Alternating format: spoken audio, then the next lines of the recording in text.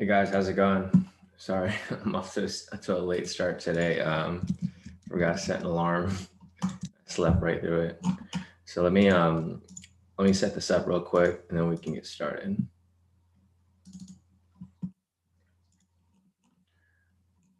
All right, let me just get all this stuff up.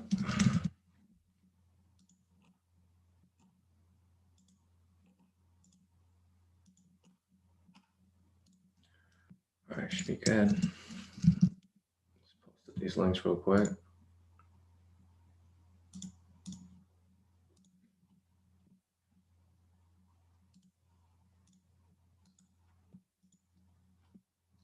US30 is moving crazy this morning. I don't know if you guys noticed, but it like literally shot up like crazy. I do have my alert set up though, so I'm waiting for it.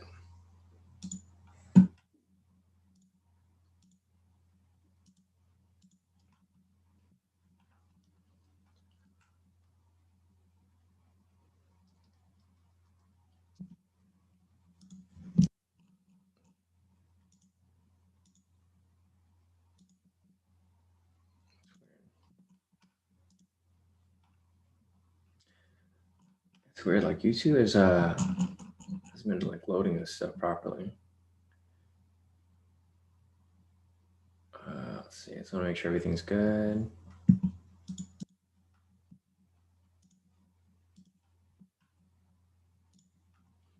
All right, they should be good at this point. Let me see if the chat's working. All right, cool, there we go. Morning, Karen, morning, Peter, morning, Kevin, morning, Spencer, Chelsea, David, Slay, Deswell, morning, everybody.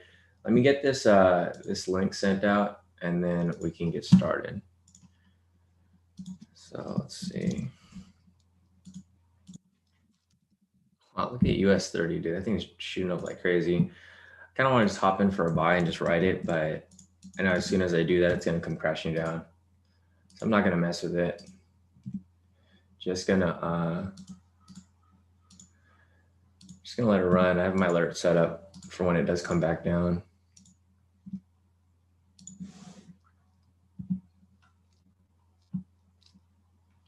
Let me see. I posted something in the link real quick for the Facebook and then a couple other places as well. Man, that thing's shooting up like crazy. How much did it shoot up? Let's see. Market opened right here. It's already up like 1,500 pips. I wish I would have taken it. If you guys saw the scalp here, there's a scalp entry right here, actually. There's a whole bunch. There was one right here. So that would in full TP. And then there was another one right here, or two of them, actually. Two more scalp entries right here and right here. I wish I would have stayed up a little later last night to catch that. Let me go ahead and just post this link up in the last little areas. I think there's only a couple that need to be posted. All right there. Just copy this over. But yeah, guys, I don't know if you guys, if anyone took those scalps pre-London. I wish I did. I didn't bother looking at it, but it would have been nice. There's like 4 stacks there. 1, 2, 3, 4, and then possibly even more up here. Let me see. Dude, there's a lot of stacks here. You could have taken all these trades right here. Unfortunately, I missed them all. Wow, there's 1, 2, 3, 4, 5, 6, geez, 7. Ah, man, I can't believe I missed this one right here. There's one right here right before it shot up. So many stacks off that. So if you guys caught it, congrats, whoever caught it. I didn't catch it, unfortunately. But if you guys did, a lot of profits right there. So let me just, one last place, the Instagram.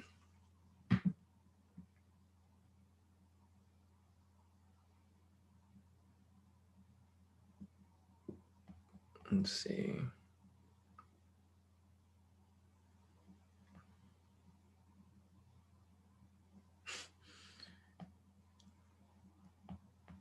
Damn, all right, let me just get this over here.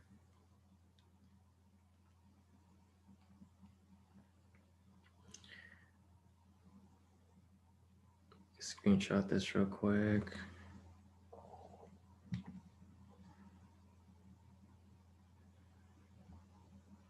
All right, I'm still watching it. I'm watching I have it set up on my phone, so for the alerts. So I'm going to have that done shortly. All right, let's get the swipe up button on IG. Swipe up. All right, we should be good. I need to figure out a way to automate this stuff, guys, so I don't have to post the links up every time. I know there's got to be a way. It's got to figure it out. All right, so all the links are posted. Let me set some alerts here for the 10 minutes so we can scalp this when it comes back down. US 30, up until pivots. All right, I got that set up there. Let's see if there's anything else.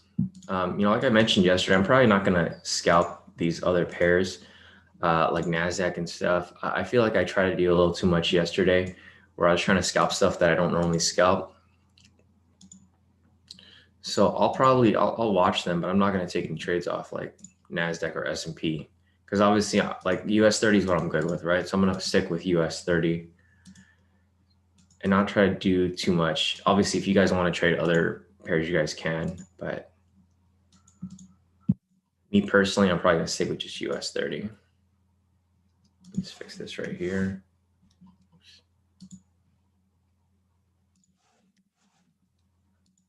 Two zones down here.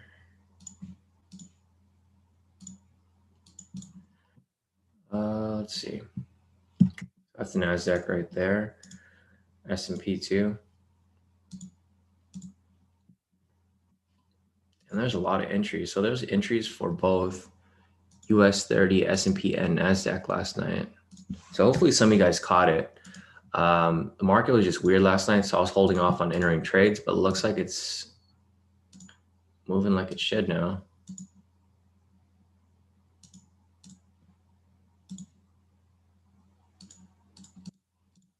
All right, so there's S&P. Let me just update this down here. Even though it's irrelevant, I'm just gonna update anyways. All right, there we go. So if you guys followed S&P last night, it looks like there was an entry right over here actually. So if you took this one right here, obviously there was an entry or price rejected right here. Pretty nice entry too. Right there, full TP. Let's see if there's another one right next to it. That red one is full TP. This green one is full TP. Full TP is 1, 2, 3, 4, 5, 6, 7, 8, 9, 10, 11. About 11 full TPs for S&P if you guys were trading S&P last night from about 10 p.m. my time up until now. US 30 is still shooting up. I do have my alert set up for US 30, so I'll be waiting for that. Other than that, guys, I'll just be waiting for any possible entries. UK 100 too. Let me see. It's like UK 100. There's a lot of entries here too. Looks like we missed on a lot of entries yesterday. So it looks like even though the other pairs were choppy, UK 100 possibly could have played out pretty nicely. Their full TP. Another full TP. 1, 2, 3, 4, 5, 6, 7, 8, 9, 10, 11. Wow, there's a lot of full TPs here for UK 100. So it looks like we actually missed out on a lot of these scalps yesterday for UK 100. So maybe if the other pairs are not moving so smoothly, we can look at other pairs like UK 100. We're going to find some alternative because we were too focused on US 30, S&P, NASDAQ last night that we missed all of these trades here for UK 100. So I'll keep that in mind. Let me pull up the chat real quick, see what's going on here. Let me scroll up real quick. Let's see. Hey, Jonathan, how's it going? Jonathan said, morning, I'll spam that like button. Yeah, definitely, guys. If you guys haven't already, if you guys can hit the like button, that'll definitely help. Morning, Indra. Morning, John. Morning, Alan. Morning, Varun. Morning, Matish. Hello, mate. For me, it's a good day. I made 30% on my account. Nag Matesh. It's a great job. Great job. Morning, James. Morning, Matt. Morning, Vishnu. Morning, Hamizan. Hamizan wants me to look at US oil. So let me just add you to the list, Hamizan. US oil. See what else is here. Morning, Patricia. Nice. We're going to caught the GJ move. Go over to GJ real quick, see what he caught. GJ is right here. Let's see. Yeah, so I'm not sure if you caught the 10-minute or the 10-minute run, but I'll look at both. So it looks like yeah, I mean, if you caught it up here, it'd been good. There's a couple entries up here. There's like one right here that's I would have hit full TP, it looks like. Yeah, full TP right there.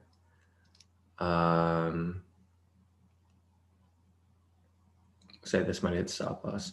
Looks like you might have taken it on the shorter time frame on a 10-minute, because the other ones look a little choppy.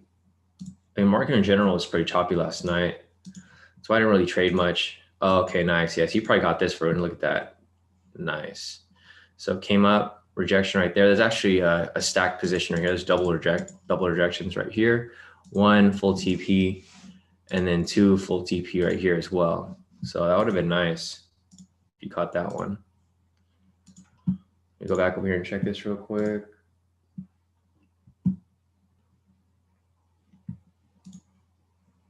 Let's see.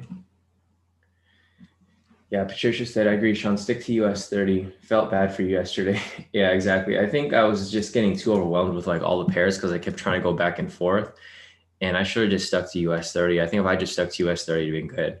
So I'm going to stick to US 30. I'm not going to mess around with the other pairs.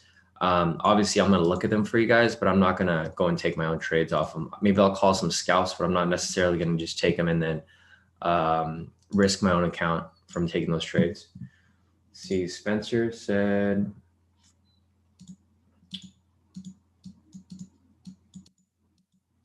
hey, what's up, Byron?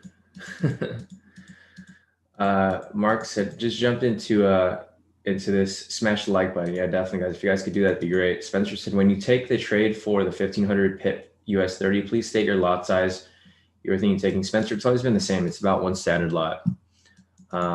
I'm not sure if we talked about it. I think we talked about it yesterday, right? I usually take a standard lot for my positions because I take the scalps as well. So I need enough margin to take over the other positions. Byron said gold had a big drop today, so I'll take a look at gold as well. Let's see, Byron, gold. Kurt said shows the scalp strategy. Yeah, Kurt, I'll show you later. Or you can look at it like literally every live session. Kurt, if you saw any live session for the past week, I literally went over it, and it's right here in front of you as well. It's right here. So I'll take a look at that later. That's going to be the third on the list. So Kurt, two snipe strategy. And this thing keeps shooting up right here. I wish I would have taken this trade here because this would have been a nice win over here if we took. There's a ton of entries here. Let me see if I could see if there's any new zones. All right, so I'm gonna have to redo the entire zone because let's delete everything off here. There's just too many new zones here, so I've got to go create some new ones. There's one right there.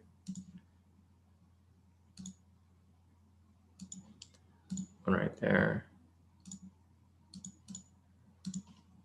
One right there.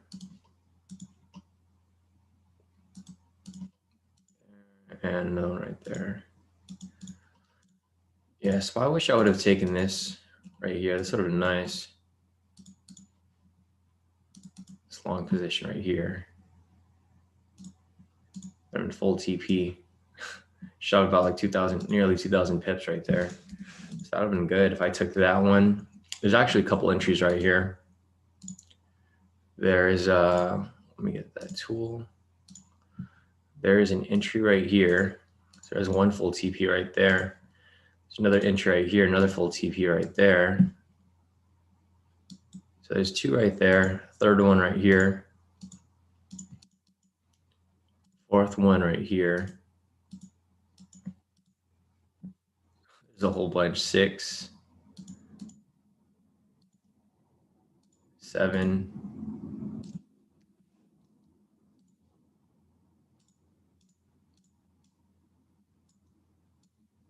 Let's see.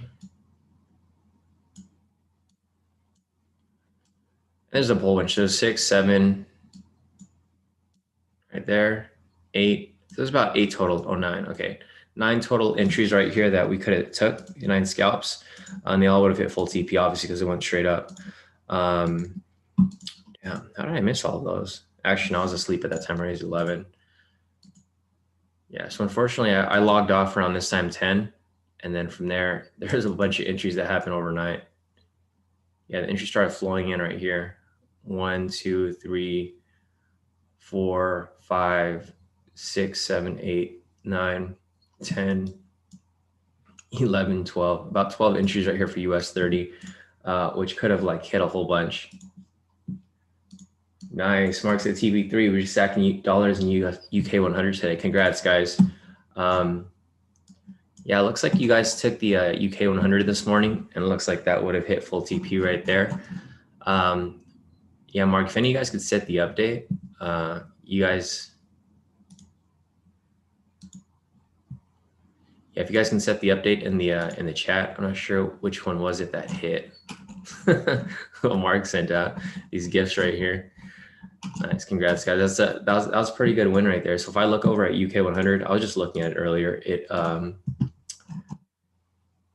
actually played out pretty nice. It shot all the way up. So you guys took the buy, right? There's another scalping trade here, actually. There's a couple. So I don't know if you guys are looking at the zones for UK 100. Let me just redraw these zones here. Yeah, so it looks like there's a whole bunch of scalps right here that you guys could have taken live.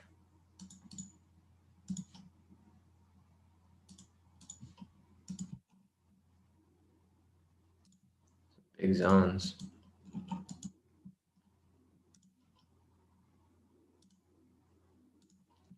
Yeah, so these look pretty solid for the most part.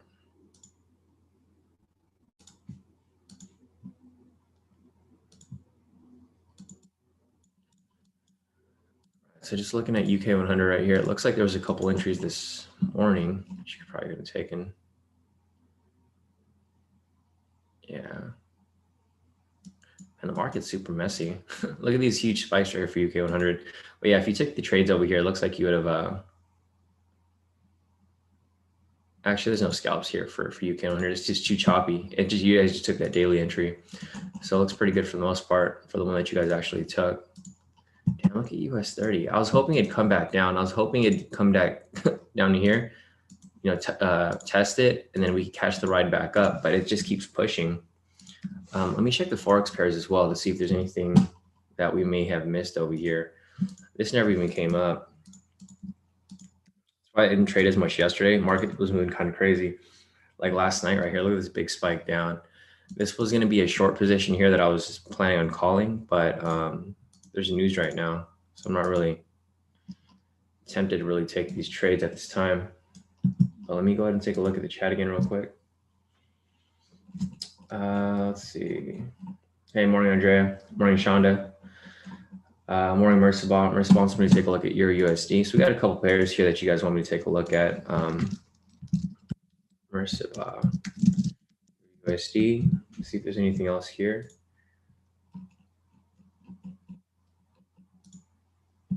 Let's see. Spencer said I caught NZDCHF off the 10-minute move. Nice. So Spencer caught a scalp off the 10-minute using NZDCHF, the new scalp strategy.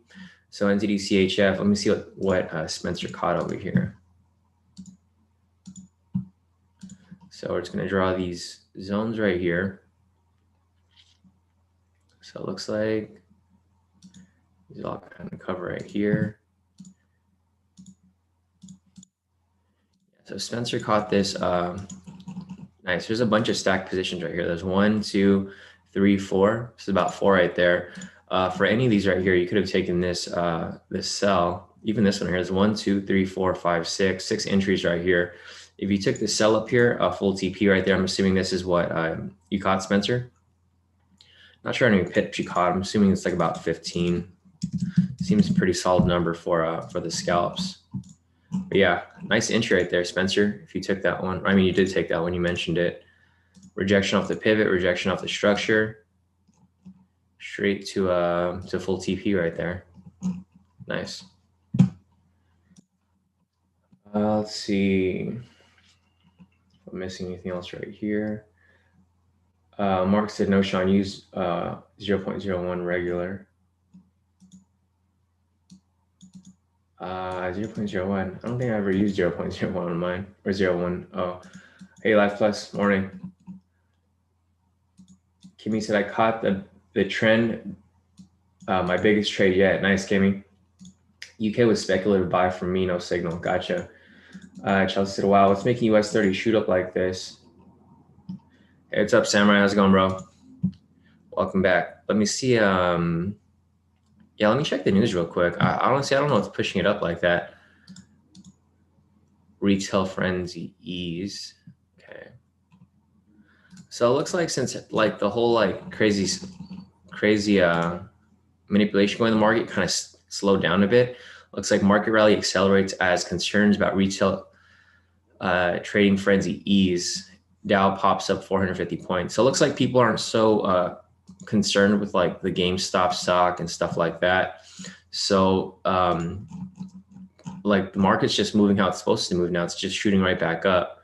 Seems like the GameStop nonsense seems to be agitating as a fever around that cohort of stocks start to break. Yeah, so it looks like because GameStop and the other stocks are starting to come back down, that they were pumping, that the market is kind of going back to normal. So thankfully it's going back to normal and we can start taking our normal trades. But yeah, it seems like that's the issue right there. I don't see anything else really new here causing it to spike up like that. But it looks like all of the hedge funds and stuff are coming back into play and pushing, they're back to normal market. They're just pushing it right back up. Because if you looked at US 30, it dropped way too far. It dropped below 30,000 right here. And then now they're just pushing it right back up to where it's supposed to go. So it's probably going to shoot. It's going to keep shooting up even higher and higher because it's going to have to go back to this normal area right here. So this area right here is probably going to be the target zone for it to return to. So it's probably going to push up to this area right there.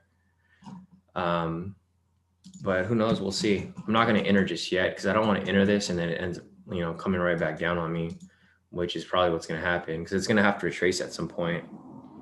So I'm going to hold off on entering US 30. I'm going to wait for an actual entry.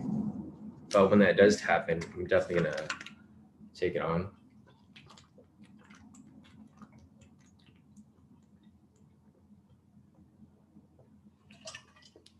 But geez, look at it. It's so tempting. Super tempting to just enter it right now. Spencer said, I got to get better at stacking those scalp entries. Yeah, definitely, Spencer. If you did, you could have locked in like 4 wins. Yeah, okay, so I think that's it for now, guys.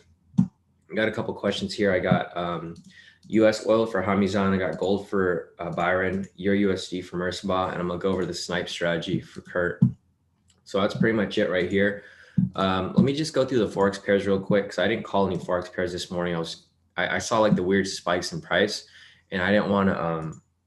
I didn't necessarily want to get caught in any of those spikes, so that's why I held off. But let me just check to see if there's any entries available right now for the Forex pairs. Like check out all these trades right here. Good thing I didn't call any of these trades because they all kind of reversed on market open. So it's going down.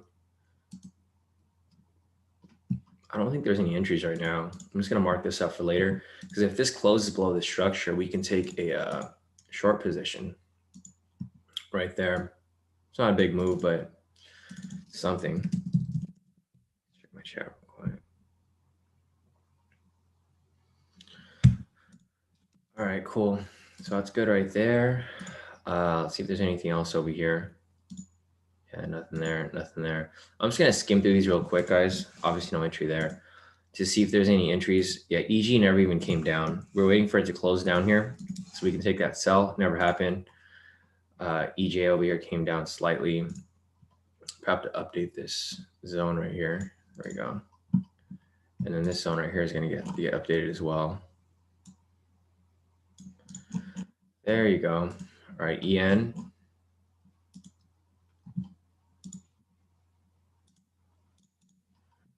There, EU. I'll be reanalyzing EU anyway, so I'll just go back to that later. Well, obviously, Merspa, this would have been an entry right here. I didn't take it because, like I mentioned, market's just moving weird this morning. So if you took that trade right there, Merspot, I'll reanalyze EU for you later, but this technically would have been an entry because we had the rejection off this point, sell signal, breaking close past structure. You'd be in profit about 26 pips right now. So if you took that Merspot, it's probably a good trade. GA over here, I'm just going to update this. I'm sure that other zone is from the higher time frame. Right there. Thankfully, I didn't call this GCAD position right here.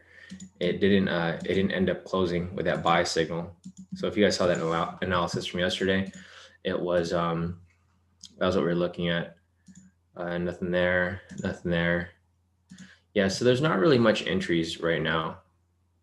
I mean, there's a lot of new zones that were created, so we got to update these, but there wasn't really too many entries available for Forex. That's why I held off on it. We'll probably catch the next 4-hour candle close at 10 a.m. my time.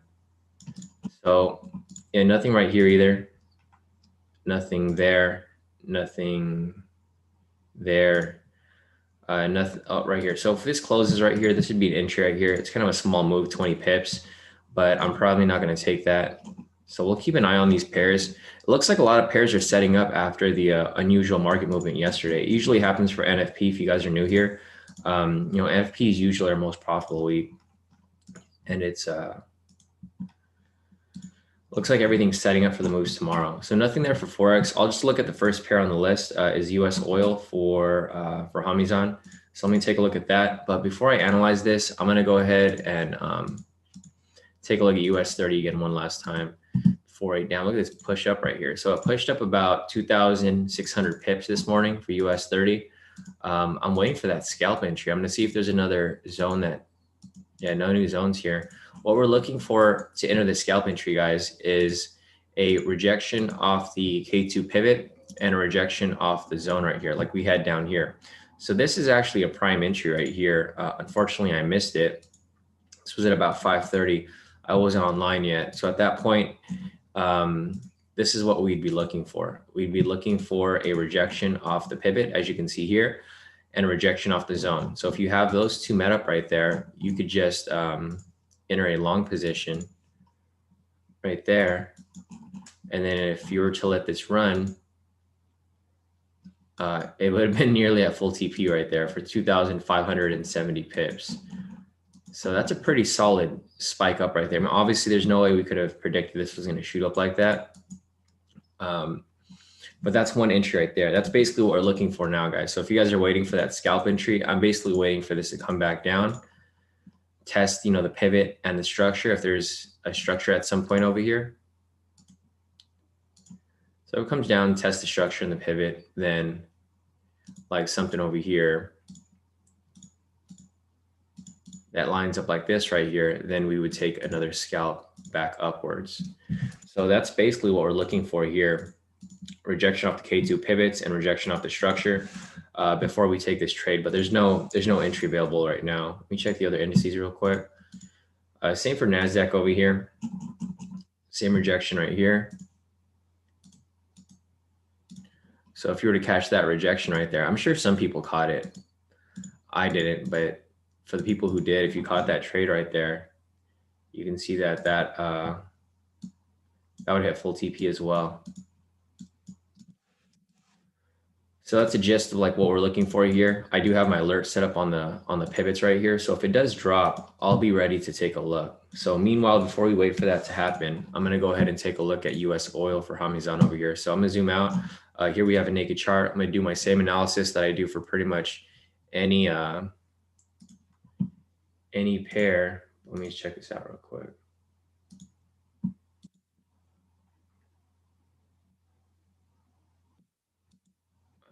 Sorry guys, let me just, all right, just checking out the message real quick. Okay, so back to US oil right here. What I do first is we have a naked chart here. I'm gonna turn on the K2SRs, and then I'm gonna draw my zones on the chart to identify these rejection points.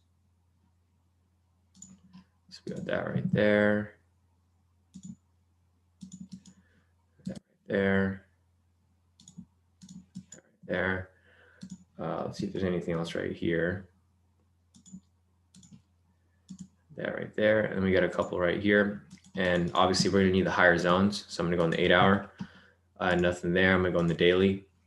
Nothing there. I'm gonna go on the weekly. There we go. So we're here at the weekly. Looks like it is currently at a resistance. Next resistance is gonna be up here.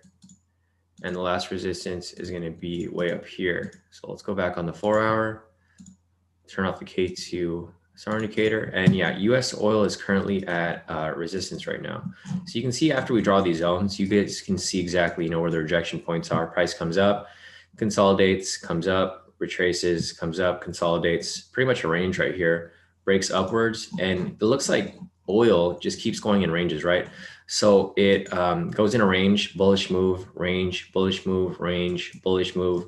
It's probably going to go into a range now. So once we have this set up right here, I'm going to turn on the momentum indicator to have a confirmation of, wow, okay. So if you guys know the K2SR strategy, basically we would have identified it's the same pattern that just keeps repeating itself. So like, for example, here we have a rejection off this zone. We have the buy signal right here, and it also breaks and closes past structure. Whenever that happens, if you guys are familiar with how I analyze pairs, basically when this happens right here, it usually ends up shooting to the next structure, right? And then once it breaks and closes past the next structure, what happens from there? Same thing, next structure. So same pattern right here. We had the rejection from this point. We had the buy signal right here. And then what happened from that point? It pushed up to this next structure right here. Again, price broke this structure and closed. Same situation right here. Broke structure and closed. Previous signal was a buy signal right here, indicating a momentum swing upwards. When that happened right there, it pushed up to this point over here. The only problem right now is that US oil is within the, this is the weekly support, weekly resistance. So from this point right here, when it breaks into the zone, it's gonna have to break above here and close above the structure for it to possibly, shoot up to this one right here. It just keeps repeating itself, right? But that's just one scenario. One scenario is it could break above. The second scenario is that it can reject off this point and come back down. So if you look here, it happened right here actually. So price rejected off this point. A sell signal was provided, and then it pushed down to this next zone down here, right? So it's the same thing here. If we get the rejection off this point, we get a sell signal somewhere around here, then you could probably see it come down from this point to down here, right? It's the same pattern that keeps repeating itself. If it goes into a range, that's probably what's gonna happen. So scenario number one is that it can either break above it and continue higher, or scenario number two is that it pretty much ranges through here until it finally ends up deciding to break through it and continue higher, right? So two scenarios right there that can play out, but who knows what will play out until it actually does. So Hamizan, for this right here, it's at a weekly support. So I'm assuming it's going to go into a range. This is a strong, weekly resistance. It's a strong resistance. So I do think it's going to range through here before it breaks above, or if it breaks below and continues right back down, right? Because it can only push up for so long until it ends up coming right back down. Kind of similar to right here. If you look back at the previous data for oil, it pushed up like quite a bit. So it pushed up from here, all the way from April, all the way up to here, and then it had to drop, right? So that could happen here as well. It can continue pushing up higher, or it can reject off this point and then drop back to down here before recovering. So just looking at this here, I know it's a little messy, Hamizan, but I'm sure you get the gist of it, that there's two main scenarios that can play out. It can either break above the weekly resistance, or it can reject off it and just range for a bit before it decides to either continue pushing up, or before it decides to reject back down and correct back down to this lower area over here. So that's pretty much my analysis for US oil. I would wait and see if this candle closes above the structure. If it closes within the structure and into here, then you could probably see it either ranging here or pushing all the way up. So just keep that in mind. Otherwise, there's not really much to do with US oil until that confirmation has been confirmed in the next 2 hours. There's about 2 hours left on this candle. But once it does close, you'll see whether it will continue up higher, or whether it'll reject down and range, or lastly, whether it'll reject off this point and come all the way down. So you can keep an eye out for that. Let me go ahead and see what else we have over here. All right, so that's it for US oil. Next up, we have gold for Byron. Let's see if there's anything else here real quick. Charles said increased vaccinations improve consumer confidence. I agree. Lanji's asking, do you think gold will drop back down to 1800 this week? I'll take a look at gold next. Oh, nice. Tam caught the NASDAQ trade. So if you guys were looking at the scalps, well, I look at US 30, it's still pushing up. There's not really any end in sight, but we're not going to hop into this. I mean, if you guys want to hop into it, you guys can, but don't be surprised if it, as soon as you enter that buy, it comes crashing down, right? Don't fall for that trap, because it's, I mean, obviously it's getting pushed up like pretty heavy. It's going to have to drop at some point. So looking at NASDAQ over here, Tam caught this trade right here where it rejected off this point and then it shot up. So that would have been a nice profit off that, Tam. Let's see, Tam probably locked in about 500 pips probably off NASDAQ. Pretty smooth, like little to no drawdown right there. So that's a pretty good move right there, Tam, if you caught that one. Let me go ahead and check the next pair out. Let me see if there's anything else. City said, can anyone tell me what the symbol NASDAQ is on FTMO? I'm pretty sure it's US 100. Should be something like that. Check US 100 City. I think it might be that. Or US Tech. Actually, Samurai said US Tech. Josh said, Shawn, there's structure at 30,618 on the 4-hour time frame for US 30. Let's see. Go on the 4-hour right here. Let's see. Oh, I can see it. So you're talking about this one right here. Oh, where's that green?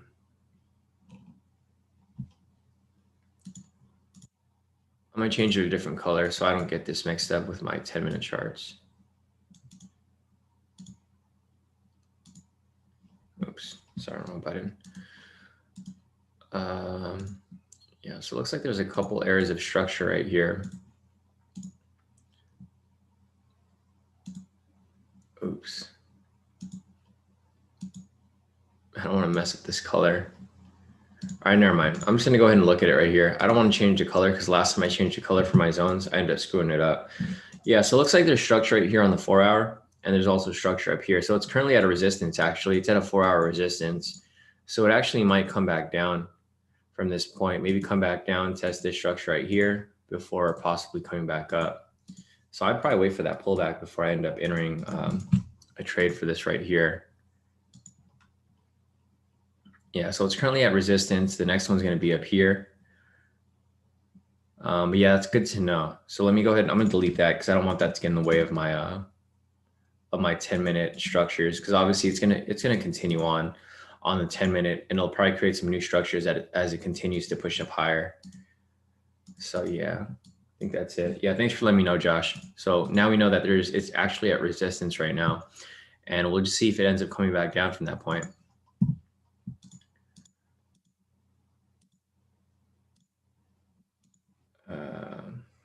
All right, so let me go take a look at gold real quick. So gold's gonna be the next thing we look at. I'm gonna look at gold for Byron. So here we go, gold for Byron, a couple of other guys that asked for it. So here's gold. It's the same analysis. So like you guys have seen that I've been analyzing gold for like the past 3 weeks now. It's doing exactly what I was mentioning, right? I said it was gonna range to the zone right here from this point to this point, and it's literally doing that. And I mentioned that gold isn't really going to take course like directional wise until it breaks above here or breaks below here. And obviously you can see it's been how long? It's been since I first analyzed it. It's been 24 days, and it still hasn't broken those main structures. So if you guys want to trade gold, you guys can trade within this area right here. But you know, like I mentioned, if it doesn't break below here and close or break above here and close, it's probably not going to continue in that direction. It's probably just going to keep ranging back and forth between this area and this area right here. And it's crazy because I drew these, I literally drew these like before New Year's. Like I think the last week of December, I drew these zones right here. And you can see that these same zones have been testing for I mean, for a long time now. So instead of analyzing this from this perspective on the 4-hour, I'll just analyze it from a scalp perspective. Let me pull up the 30-minute right here. Because obviously the only way to trade gold right now is really to scalp. I mean, unless you're trading from range to range. If you're trading from up here and selling once it reaches this point, you could have made some money off that. Same with right here. If you want to catch it from range to range, obviously you can see every time it tested this lower support, it's tested, shot up, tested, shot up, tested, shot up. So literally you can do that as well if you want to trade from range to range. But I personally don't trade that way. So I'll probably look at it from a scalp perspective. I actually have it marked up right here already. So I'm gonna go ahead and hide that real quick. Well, actually, it's not necessary. Let me just see if the pivots are, I'll just redraw these zones right here so that you guys can see what I mean by these scalps right here. And I think 30 minutes pretty solid for the scalps on gold, since they move kind of quick. I mean, unless you want to scalp on a super quick time frame, you guys can do that too. But I personally don't want to mess with it like that. Just trying to see if these are done properly. All right, so I mean, we could technically connect these, but I'll just create two separate ones. All right, so just looking at price right here, I'm gonna go ahead and turn that off. So looking at gold right here, there's actually a scalp entry, or I mean, technically, no, that wouldn't be a valid one. But the most recent entry would have been right here. You can see that there is a rejection off the pivot and the structure right there. So if you were to take this sell right here, so if you saw that scalp move and you took the sell right there, that would have hit full TP right there for about 800 pips. Again, this red candle right here, it's another scalp for another win of 800 pips right there if you were to take both of those. So there's two entries right there. Looks like there's another one right here. So that's 3 entries right there that would have hit full TP, obviously, off gold right there. And I think that's about it for that. But looking at gold currently right now, it's currently at it's currently below a 30-minute resistance because the price basically broke the structure. So it was like a break and retest, break, retest, and then it's probably going to try to shoot back down. But going back to the 4-hour charts over here, like I mentioned, it's at the 4-hour support as well. So I probably don't see it dropping from this point. I probably see it pushing back up actually. So let me see if there's a lower zone here real quick on the 1-hour. Yeah, so this zone actually carries down here. So it's actually at support. I don't think it's gonna break through it. Looks like it's actually gonna swing back up. So you can see that every time it reached that point here on the 30-minute, it ended up shooting back up. So this might shoot back up actually. What I'd be looking for here is I'd be waiting for a buy signal. So I think what's gonna happen here is it'll reject off this point. It'll get a buy signal somewhere around here. Kind of similar to what we have down here, right? Rejection, buy signal, burst of bullish movement upwards. So I think this is going to shoot back up from this point. That's what I'm thinking, because looking here on the 4-hour, I mean, it's still got some way to go if it wants to come and test farther down to this lower structure. But I think eventually it's going to swing back up. Because if you guys look at how it's been moving, see right here, we have the rejection from this point, buy signal, and then it shoots back up to the range up here. So same situation right here. This is probably going to reject off this point, provide, possibly a buy signal somewhere around here. And then from that point, it'll probably push up to this next structure up to this point over here. So that's what I see happening right there for gold, guys. I know they had that big drop, but it's currently at a really strong support. So it's probably going to reject off it and swing back up. Other than that, yeah, if this happens right here, so if this happens on the 30-minute, this is what I'd be looking for. I'd be looking for this to swing up, retest, and then as it retests, I'm going to catch it as it swings all the way back up right there. Similar to what happened over here. So you guys can see that when price swung up and then it tested structure and the pivot, it ended up, you know, swinging all the way back up. So that's basically what I'd be looking for here. I'll keep an eye on it. If you guys want me to look at it later, I'll pull it back up. But I mean, currently right now, there's not really much to do until we have confirmation of that rejection and bullish swing back upwards. So that's it for gold right there. Let me see if there's anything else that we go to. All right, let me see if there's anything else over here. Emmanuel said, what's US 30 saying? So I already looked at US 30. There's not really much to look at right now for that. Next up, we have Euro USD for Mercibal. Let's see, Steven said, hey, where can I find the new snipe strategy on the website?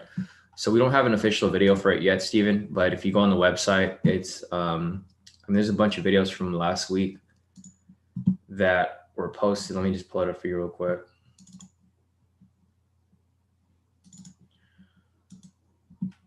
So Steven, if you go on the, sorry, let me open this real quick. There we go. Yeah, Steven, so if you go on the website right here, this is a K2 course right here. If you scroll down, you'll see right here when you go down to K2 scalping strategies right here, you'll see the K2 trades, K2 snipe strategy right here. If you click on that, there's a bunch of videos right here explaining how I used it. There's no official video explaining how to do it yet because the strategy is still new. But if you look here, I apply it every single day. So you can see how I apply it. It's pretty simple. And I think you also asked about the, like Steven said, I bought the course, but do not have access to premium chat. So if you go on the course right here, Steven, there's 3 different places where the links were given to you. They're given to you right after you signed up on the welcome page. They were also sent to you through email twice. So I don't know if you checked your email. And you can also get it right here. So if you go here to K2 Trades Telegram groups on the course, that's where you can get the links for the premium groups. So that's where you would find it over there. I'm not sure if you missed those, but that's pretty much where you would find it. All right, so that's it for the course right there. Let me go back to the charts right here, and I'll pull up and see what else we have next. See, Samurai said, NASDAQ has been great buy hold for years. Bread and butter. Yeah, exactly. NASDAQ just keeps going up. Same with like US 30. Samurai said, EG looks like it's going to short on the 1 hour. So I'll take a look. Yeah, I was looking at EG right here as well, Samurai. I had it marked up from yesterday. I'm not sure if you remember, but we were waiting for it to close below this structure.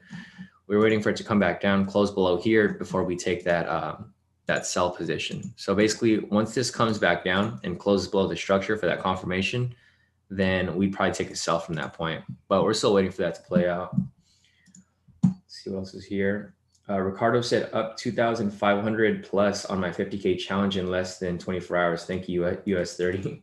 Nice. So Ricardo locked in some nice profit off that today. Looks like he caught that little buy. You know, like I mentioned earlier, we're waiting for this pattern to confirm again.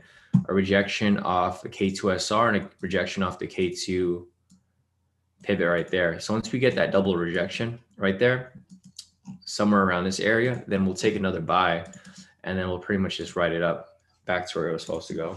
But until then, we're going to sit tight. We're not going to hop into this because I know if you guys enter a buy right now, this is probably going to end up spiking way back down. It happens all the time, right? If you hop in too late, as soon as you hop in, it's just going to drop. So I don't recommend entering it right now. If you guys are looking at US 30, I'd wait for an entry or wait for some sort of pullback retracement before entering the trade because it's going to have to drop at some point.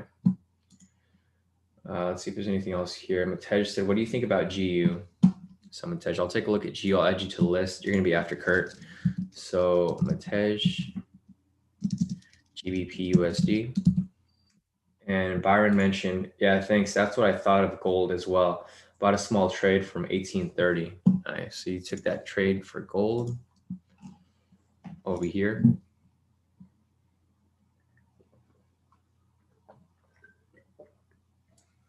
Nice. So you caught it right at the bottom, Byron. So if you caught it from 1830 right here, looks like you're in profit about, nice, about 86 to 100 pips right now. So that's looking pretty good. So let me go ahead and take a look at the next pair, Euro USD real quick. After I look at Euro USD, I'll go over the scalping strategy for you guys so you guys can see how that's applied. So here's Euro USD. Like I mentioned earlier, Mercibot, it's a pretty decent entry right here. I'm just going to go ahead and analyze it from scratch again. I didn't call that trade because of how the market was moving this morning. Obviously, it's been all over the place, but I'll just reanalyze it for you. So I'll zoom out from this point. Here's a naked chart. I'm going to turn on the K2SR indicator. And then from here, I'm going to go ahead and draw my zones.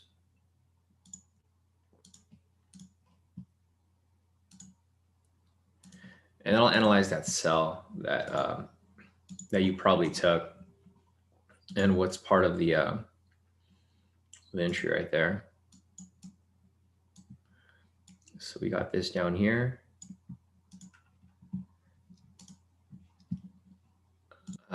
And then let me pull this up from this point. All right, and we're going to need a lower zone. So I'm going to pull up this right here on the 8-hour. Next zone is way down there. So here on the 4-hour, I'm going to go ahead and hide those zones. And just looking at price right here, I'm going to turn on the momentum indicator. You can see that, once we draw these zones, we have some perfectly drawn zones. Like I just drew this right now for today on the 2nd, but you can see that these same zones have been tested all throughout January, all throughout December, and all the way back to November. So the same support that I drew right here was a resistance back on November 9th. So if you have that right there, you can identify that this is a strong zone. So I'm going to turn on the momentum indicator. And this is how I identify that sell for you earlier, Merce, by using the K2SR strategy. So basically right here, we have the rejection off this point. We have the sell signal right here. We have the break and close past structure right here. So from that point, that would provide for a short position right here. Unfortunately, I didn't call it, but if you did take it, it's currently in profit right now. I think it's going to continue dropping further because the next zone is pretty far off. So it's probably going to keep pushing down way down here until it reaches that zone. The reason for this drop right here is because the CBO, I'm not sure if you guys followed my webinar yesterday, but the CBO mentioned that there's going to be rapid growth for the US economy, especially as things start to open back up. And as, the COVID vaccines end up increasing, like right here, Pfizer expects about 15 billion in 2021 sales for the COVID vaccine. That's crazy. Pfizer is making so much money off this. But yeah, as the vaccines are released over time, obviously the country is going to reopen and stuff's just going to get better. Tesla to recall more than 13,000 vehicles. Model X. Damn, hopefully my car is not getting recalled. Because okay, no, yeah, I bought my car last year in 2020. So my Tesla doesn't fall within this, thankfully. I hate bringing my car to the Tesla what's it called? Their service center. Dude, the service center sucks. Oh, my car is almost done too. I don't know if I showed you guys, a preview of the car right now. Let me see.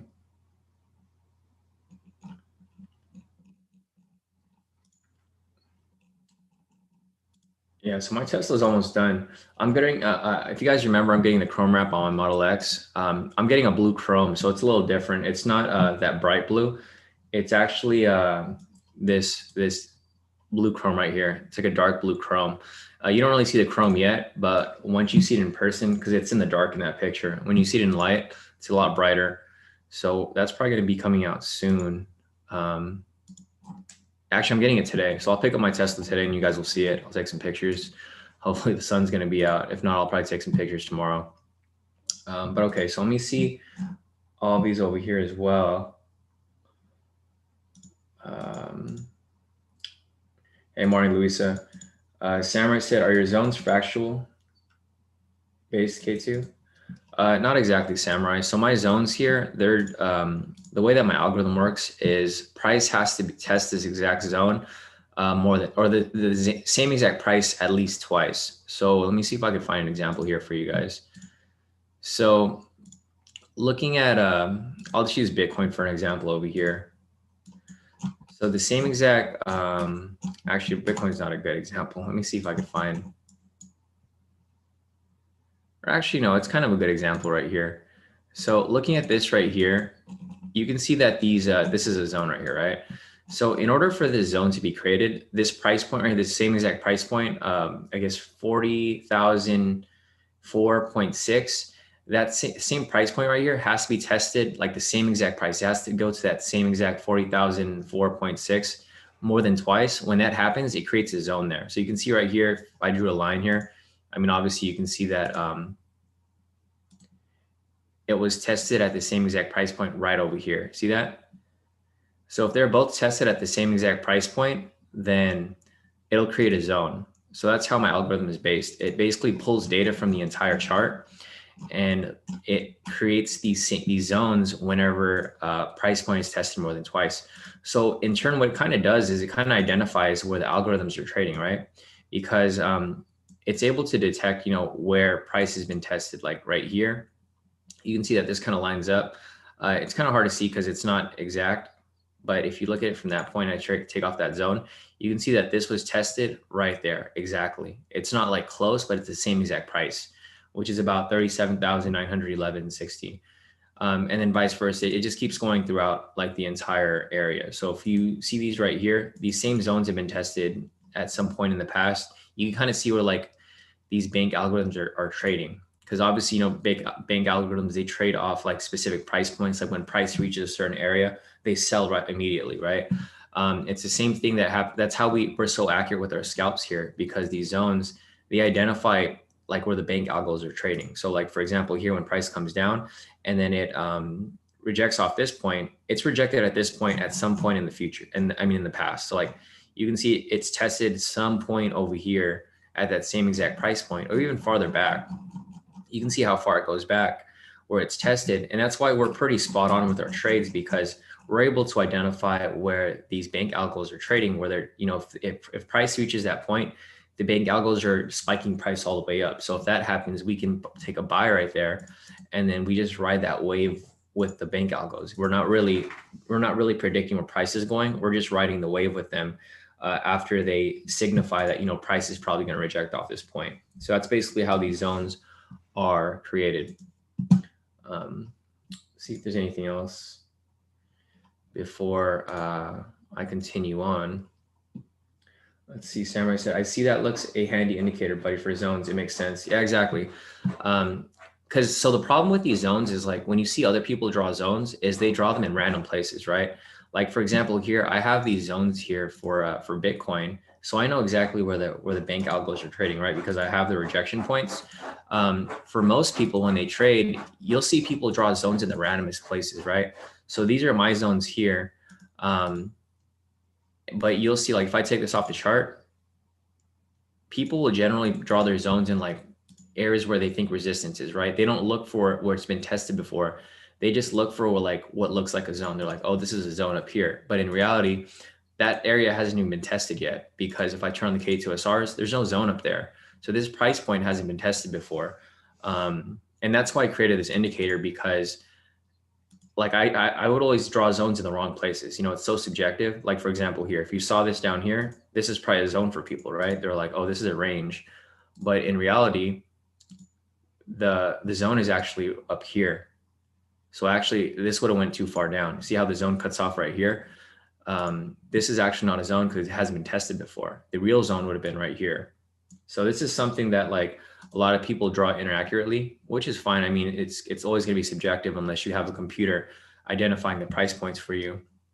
But looking at this here, obviously you can see that if I took this off, there could be a ton of zones here. This could be a zone.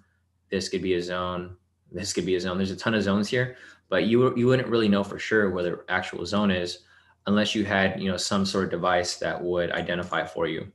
Because obviously you can't look at the entire chart, right? Like obviously for Bitcoin, it's easier because it's just within this area. But if you're looking at US 30, like, I don't know how you'd expect to, let me go to US 30 over here. I don't know how anyone would expect to be able to identify these zones like super far out, because there's so much data on the chart where you can't zoom out far enough to look at everything. Even on MT4, on MT4, you only get a small little area where you can draw your zones. You can't get the entire chart. And that's how this indicator comes in like super handy. So let me see if there's anything else here before I get started off the next question. John said UK 100 is looking like a pivot sell. So let me pull up UK 100 real quick for John and see if there's anything that could possibly be taken for that. UK 100. Which time frame are you looking at, John? I personally wouldn't trade UK 100 right now because it's not really smooth, right? It's kind of choppy right now. For example, right here, this would have been a nice pivot entry right here because price came up, retraced, rejected, buy signal. That would have been a pivot entry right there. For a sell entry right here, this would have to come down. Then it would have to retest, and then we'd have to get that sell signal. But I don't necessarily really see it on UK 100 just yet, John. So I'm gonna keep looking at it, and we'll see if it ends up playing out later. But I think currently it's not really there yet. Here, let's see. Let's go back to US 30. Varun said US 30 is giving dojis. Yeah, so this is probably going to come drop. Well, so this is where people are going to get suckered in, right? Because right here, they're giving dojis, so they're kind of indicating that price is going to come down. But what I see happening here is this might end up swinging all the way back up. So I wouldn't get caught in these little candlestick patterns, right? This is obviously, you can see that manipulation is going to happen soon. We can look at IG sentiment to determine, where everyone's trading. IG sentiment US 30. Yeah, so if I pull up the IG sentiment right here, you could see that 63% of people are short for US 30. So I think what's going to happen here is they're going to lure in some sellers. They're probably going to give some dojis, push it down slightly, and then people are going to enter sells, right? But as soon as they enter sells, it's going to spike all the way back up. So I wouldn't really focus too much on these dojis. I would just wait and see how price reacts to that. So I would probably look within this little ranged area right here, and then check this out. I think this is what's probably going to happen. It's probably going to come down slightly, and then it's going to shoot all the way back up because it's going to lure people in, right? If this ends up closing below here, people are going to enter sells because they're going to think, oh, it's at a high. It's time to enter some sells. But at that point, it's probably going to end up going the total opposite of everyone else thinks, because they're not going to let everyone just make money off the specific trade. But looking at the sentiment right here, 63% of retail traders are short right now. So let's keep that in mind. Generally, you don't want to be where the majority is. You want to be the opposite of them. All right, so let me take a look real quick. So yeah, that's about it for US 30 right there. We'll keep watching it to see if we get an entry, but I think currently right now it's just overextended. We have to wait for that to retrace back and then catch the swing back up or swing back down.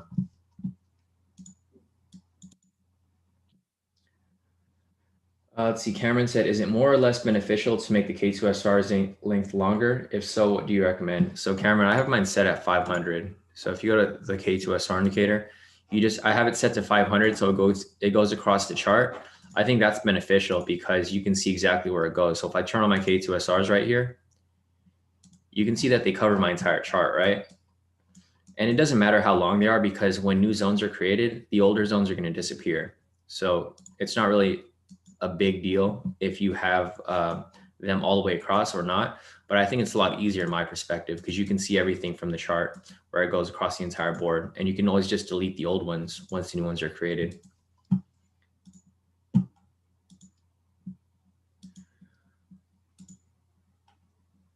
Varun said, use doji as an inside candle trade. I mean, you can try it, Varun. So if you're using it as an inside candle trade and you take it for a sell, I don't think these dojis are really going to explain anything for you. Because look, it's like if there was a doji right there, you'd expect it to reverse down, right? I think it's just a trap. Most of these candlestick patterns are traps for people, right? Because a lot of retail traders use these candlestick patterns, and the banks and institutions know that. So what they'll do is they'll set up a doji for you. They'll lure you in for a sell, and then when you least expect it, they're going to spike it all the way up to stop you out. I'm sure you've seen that before. It happens all the time. That's why I don't look at majority of the stuff that majority of people look at. Like I don't look at price action. I don't look at dojis. I look at it, but I don't use it for my analysis. I just look at it and I see if like it lines up with my analysis. If it does, then I'll take it. But I don't necessarily focus on anything like that.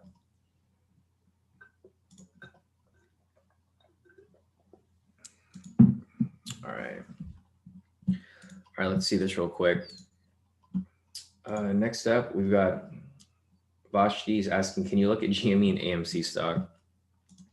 I mean, you're crazy if you're still trading those stocks, Vashti, but I'll take a look for you anyways.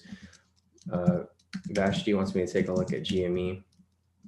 I would have sold off on both of those already because those are some crazy pairs. Next up, we have, so I looked at Euro USD for Mercival already. Mercival looks like it's about to hit TP as it comes down further.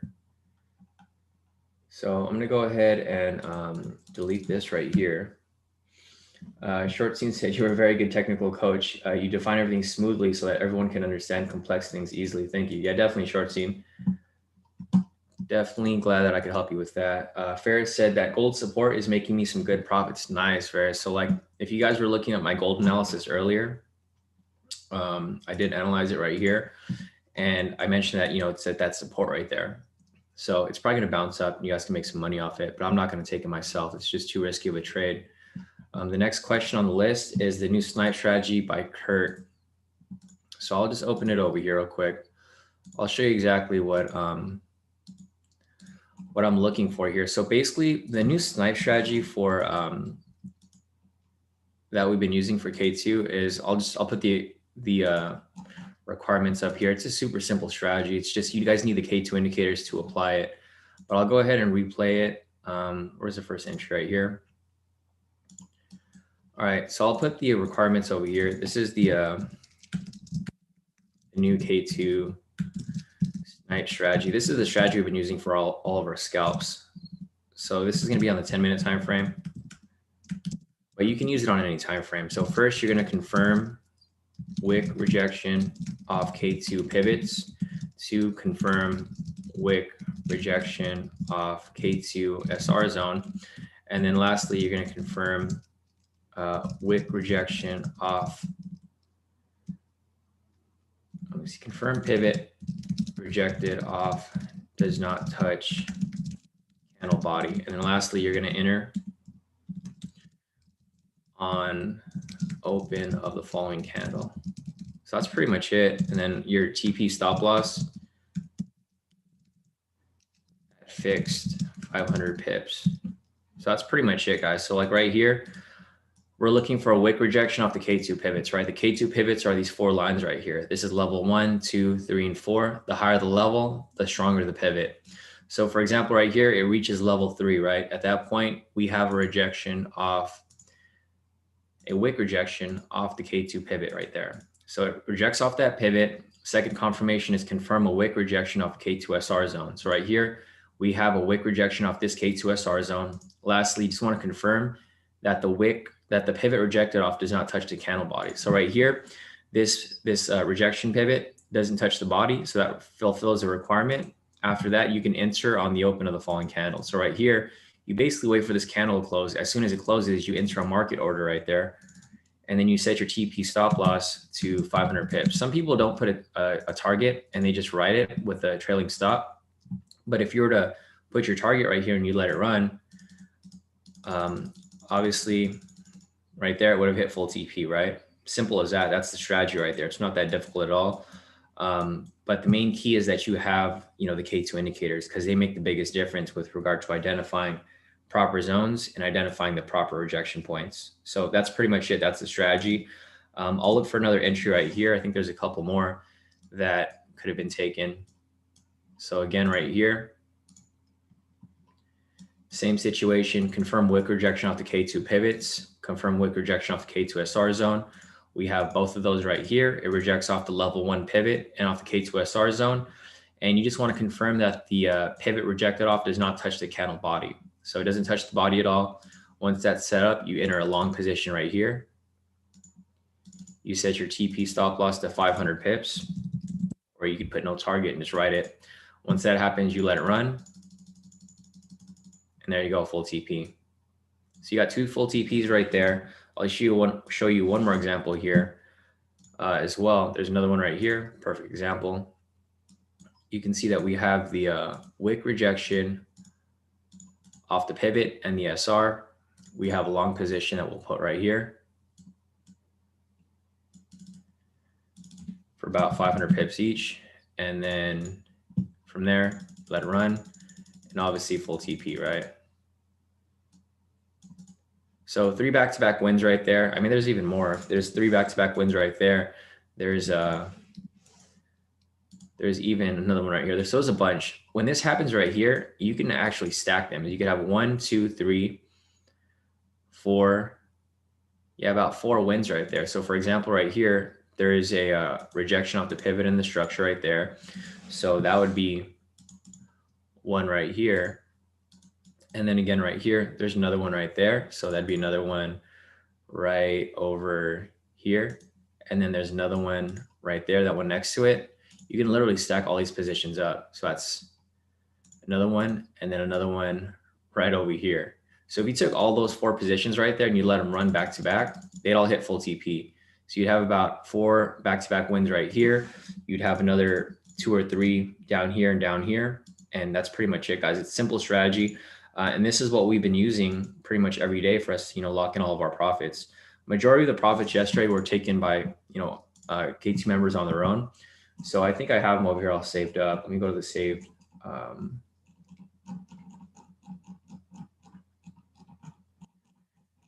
Saved messages. So I pretty much save everyone's profits here. Sisuk over here is locking it down on his own yesterday. He made about 1,300. Lisa locked in about 57, scalping US 30. Your USD. Mark over here locked in about 1,500, trading UK 100. Matic over here locked in about 600. Sisuk again locked in about 1,300. Lisa locked in all these profits. So you guys can see here that a lot of these members here in K2, they either take it with me, like Cheryl over here said, hanging with Shawn this morning, got to be this quick. So these are the scalps that I took the last session yesterday, and we locked in some profit off like S&P and US 30 and Aleph as well. So if you guys have the indicators, you guys can apply it yourself. But if you guys just want to copy my trades, you can do that as well. You guys just got to keep in mind that I only take trades that I'm almost like 100% certain about. Like I don't just take random scalps. I wait for the perfect entries and then I just take them. That's why everyone who sits in on these sessions makes a lot of profit just sitting in on these sessions and just watching me trade, because I'm very particular with the positions that I take. Obviously, if you want to take risky positions, you can lock in your own profits like everyone here. Like even Vincent over here, he locked in Bitcoin over the weekend. He said, dude, this new strategy works good as fuck on Bitcoin, because he did it on him. He applied it himself on Saturday, and he just messaged me and I was like, damn, it's tight that worked. Jeremy over here as well. She was applying, took 1 minute scalps during London session for US 30 right here. And she locked in 1,100 right there. So she's like, thanks, Shawn. She locked in a total of 7,771 last week, scalping on her own, basically. And like Jacob over here as well, he's like, thank you for your hard work, live sessions. He just sat in our live sessions and he was saying that it was Life Plus right here. He locked in, like, he said November was like the best thing he's done signing for K2. Matej over here as well, locked in some profits. Gene Vaughn over here locked in some profits off US 30 as well. So if you guys want to apply the strategy yourself, you guys can. It's just, if I'm applying it, like I'm like super careful. I only take trades that I know are going to hit. So that's why I haven't called any trades just yet, because there's no entries available. I know some people like to take some shortcuts, and that's fine. If you guys take shortcuts, you guys might get lucky here and there, and you guys just might be able to identify good trades. But for me personally, I've been analyzing everything and I don't see anything good worth taking. So that's why we're kind of just sitting on our hands at this point, waiting for an actual entry to appear, right? So I think that's about it. Let me see if there's anything else for us to look at right now. See if there's any other questions. But I do have my alert set up right here for US 30. So when we do get a alert in a certain direction, I'll be able to take that trade. So let me see if there's anything else over here again before we continue. Patricia said, Shawn, just the candles you changed to 500 on SR. Yeah, Patricia, that's all I change. I don't change the actual data. So like for here, I have 100 bars and then 500 lines length for the K2SR. Merciba wants me to take a look at USDCHF. So I'm gonna add you to the list, Merciba. USDCHF. I see Suk said finished off yesterday at 3K, good day. Chris said the US 30 non-scalp 30 hit nicely. Sometimes have to wait a bit but it pays. Yeah, so CT was actually identifying, so you can use the same strategy that I just used, this one right here, on the 30-minute. So like, for example, right here, you can apply the same exact strategy, but on the higher time frame. Let me just redraw these zones over here real quick. I'm gonna see if there's a zone over here. Because I know CT identified that that entry off the oh, the thing was right here. So we got this zone right here, and I'll just show you guys pretty much, you know, how it worked for the most part. It works the same way, guys. So like, for example, right here, same strategy. It's just on the 30-minute, it's a little bit of a higher move. So like right here, instead of 500, you go to 1500.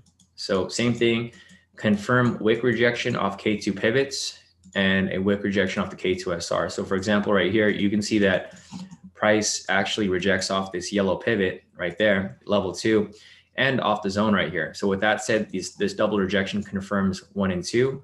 The third requirement is confirm the pivot doesn't touch the body, which it doesn't. So you can enter a long position right here, you know, as mentioned. And CT caught this on his own. I didn't even take this trade. So that's what I mean. Like, if you guys have the indicators, you guys can take these trades on your own. So like, for example, right here, confirm the wick rejection off the pivots, off the K2SR zone. Pivot doesn't touch the body, enter on the open of the following candle, and then set TP stop loss to 1500 pips. If you were to do that, you let it run. And what do you know? Full TP. Easy as that. Let's see, CT said earlier. So, I mean, yeah, there's a bunch of other entries here. Let me check this real quick. Or let me just check the Telegram. If you guys send me a message on Telegram, I haven't gotten to you yet. I have about 16 messages right here. So if you guys did send something to me, we, oh shit, my bad. Where's Noel at? I don't remember if I responded to Noel. Oh no, I did. Okay, so he's good. Yeah, if you guys sent me an email or if you guys messaged me, then I probably haven't gone back to you yet because I just been too busy with like these entries and stuff.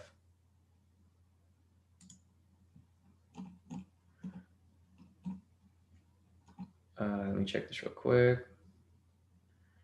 Sorry guys, I'm just going through my emails real quick. I have about like I have like 200 emails right now from last night. So if you guys send me an email, I haven't gotten to you yet. Go ahead and take this off right here. But I will be getting back to you. So if you send me a Telegram message or you send me an email from last night, I haven't gone to it yet, but I will be getting to it eventually. So don't worry if I haven't responded to you. I'll definitely be getting to you soon. So I'm going to go to Telegram real quick and check what CT was mentioning yesterday. Let's see, CT.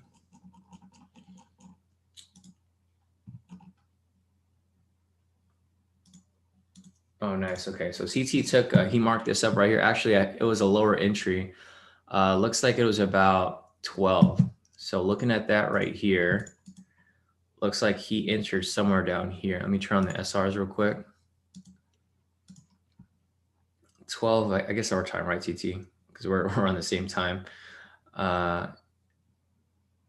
Yeah, so it looks like right here, actually, he took the earlier entry. So let me see if I could find that over here, replay this from, yeah, it's a pretty spot on entry right there, bro, at 10:30, I think. So looking at CT's chart right here, you guys can see that if you guys have the indicators, you guys can do this yourself. CT took this trade on his own. This wasn't a call that I made, but he did enter after that red candle, which would be this one right here. Or sorry, this one right here. So looking at this right here, you guys can see that we have the rejection of the K2SR and K2 pivots. So with that said, double rejection right there, full entry, enter a long position right here for 1500 pips. And if you were to let that run, full TP right there. So nice work on that, CT. I mean, that'd be great if you caught this one too. So you had one entry right there, full TP, another one right here, double full TP. So that'd be about 3,000 pips in profit if you took both of those on the 30-minute. So you guys can see how accurate the strategy is and how easy it is for you guys to apply it. If you guys want access to it, just go on the website. k2trades.com, click on K2 strategy course right here, and you'll get access to the indicators so you guys can apply this on your own. That's a nice profit right there, CT. Wish I would have taken that one. You know, it's probably better that way when the market's moving choppy, right?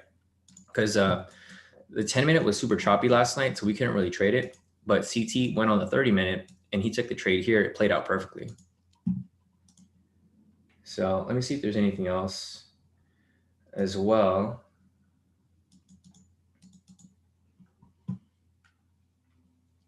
Let's see. Yeah, Samurai said, pick the low-hanging fruit, K2. Less is more. I agree. You have to be selective for sure. Yeah, exactly. Definitely, Samurai. That's why I don't take like right here. I can easily take a buy position and try to ride it up higher, but it's just too risky, right? The risk is more to the upside or downside. So like, for example, here, I forgot who mentioned that. I think Varun, you were talking about the dojis. So this is exactly what I mentioned earlier, right? I said that they're just traps. Like, for example, here, if someone saw this trade right here, what do you think people would have done? I think a lot of people would have entered a short position because they would have thought that this was a resistance, right? But then I mentioned that the market makers aren't going to make it easy. They're going to push it all the way up. And that's exactly what happened. Look what happened right here. So that's why I don't follow those candlestick patterns, because those candlestick patterns they're basically noise. I don't really identify what everyone's identifying. What I look for is I try to see where the banks are moving. If they're pushing price up, then I'm going to ride with them, right? I'm not going to go against them because, obviously like Wall Street bets and stuff, they can push stocks up and down. But for the futures market and for like Forex, it's such a bigger market where it can't really get pushed as easily as like one small stock, where people can buy a whole bunch of it because it's so cheap. And that's just why I wouldn't go against, what they're doing. I pretty much just ride with them. So let me see if there's anything else over here. Let's see. So yeah, I answered that question. Merciful said, hey bro, can you talk about moving averages a bit? I'm not really gonna explain moving averages right here. Merciful, it's a big topic to cover. I mean, you can just go to google.com, just search up what's a moving average. I can explain it to you, but we're going to go down a rabbit hole if I end up explaining it to you, because it's a topic that it's a big topic to talk about. So unless it has to do with K2, then I'll talk about it. But if you want to talk about something that's non-K2, which doesn't really deal with what we're looking at today or in general, then you can just go to google.com, search what's a moving average. Moving average is a simple technical analysis tool that smooths out price data by creating constantly updated average price. It's basically just an average of price. So for example, here, I'll just explain it to you really quick, but I'm not going to go into detail. A moving average is, or I'm going to hide this right here. A moving average is basically the average of the set amount of candles. So right here, I have it set to 9 candles. If you want like 200 candles, it'll give you the average price within those 200 candles. Vice versa, if you want to go for like 10 candles, it's going to be closer because it's only averaging out these 10 candles right here. So that's a basic explanation for that. If you want to go more into detail, just do a Google search and you can find a bunch of articles right here, or even videos explaining moving averages. It's one of the basic technical analysis tools, but it's something that literally, if I start talking about moving averages, it's going to go so deep where it's just going to keep going farther and farther. But you can find easy resources like literally anywhere. Just Google it and you can find it. It's one of the most basic tools that people use for trading. And you can set, different lengths depending if you want like 10 candles, 500 candles. It doesn't really matter. It'll just adjust because it'll average out the previous 500 candles to see what the average price is for those. So there's a quick explanation for you, but I'm not going to go too in detail about it because I'm just going to end up talking about it forever. Okay, so that's it for that question right there, Merciful. Let me see if there's anything else here. So I don't mind answering other questions like about other indicators or other strategies, but let's stick to K2 here, guys, because obviously if I'm explaining something that I'm not applying, it really doesn't make sense because I'm only explaining what I know and what I know works. So that's pretty much it for that one. Let's see if there's anything else here. CT said I play zones for TP and half partials. Nice. Yeah, I think that's a good idea as well, Chris. Idalia said, what type of trades do you call on your trading alerts? I trade I call intraday trades and I call scalp trades if there's anything that's available. Value. It just depends on what's available. Basically, I call all the trades that I take. So if I take something, it'll be called whether it's an intraday trade, a swing trade, or a scalp trade. Dennis said, just sign back up. How do I get access to the indicators again? So Dennis, let me see if I can find yours real quick.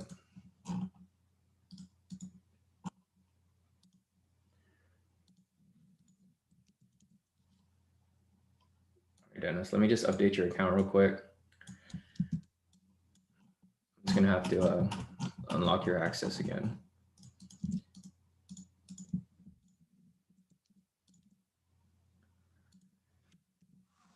All right, 1 second, guys. Let's help out Dennis real quick. Just have to update your account right here because it looks like you just signed back up, right? So I'm sure you have the same username, Dennis. So I think it's Domingo, right? Something, or Damingo, something like that. So I'm gonna go ahead and do your account real quick. So you should be good, Dennis. Just go ahead and log out of your trading view and log back in. You'll find the indicators in the same place. So there you go. All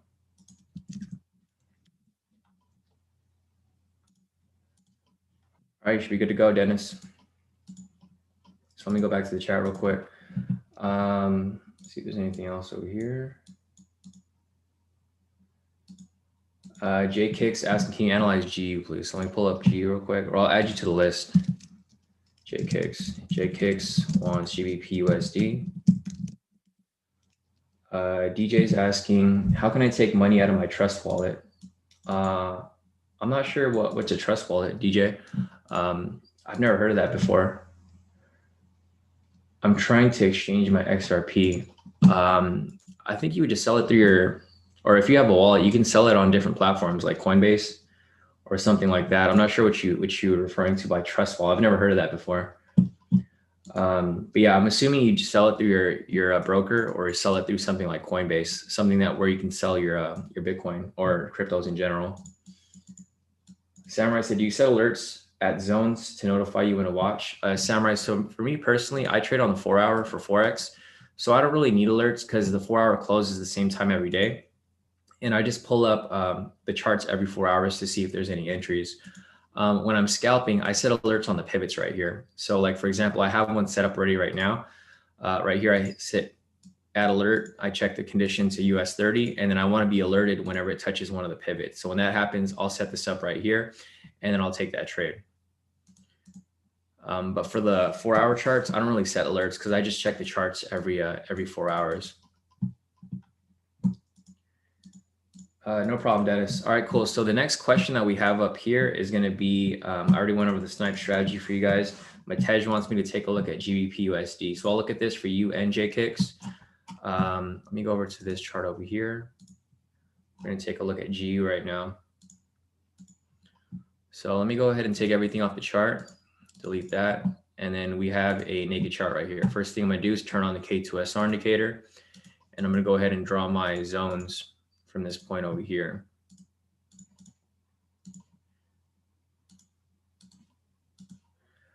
All right. So we got that right there. That right there. That right there. That right there. All right. So we got all the zones set up. Once we have that set up, I'm going to hide the indicator. And I'm going to go ahead and turn on the momentum indicator to identify direction of momentum. So like right here, we have a sell signal.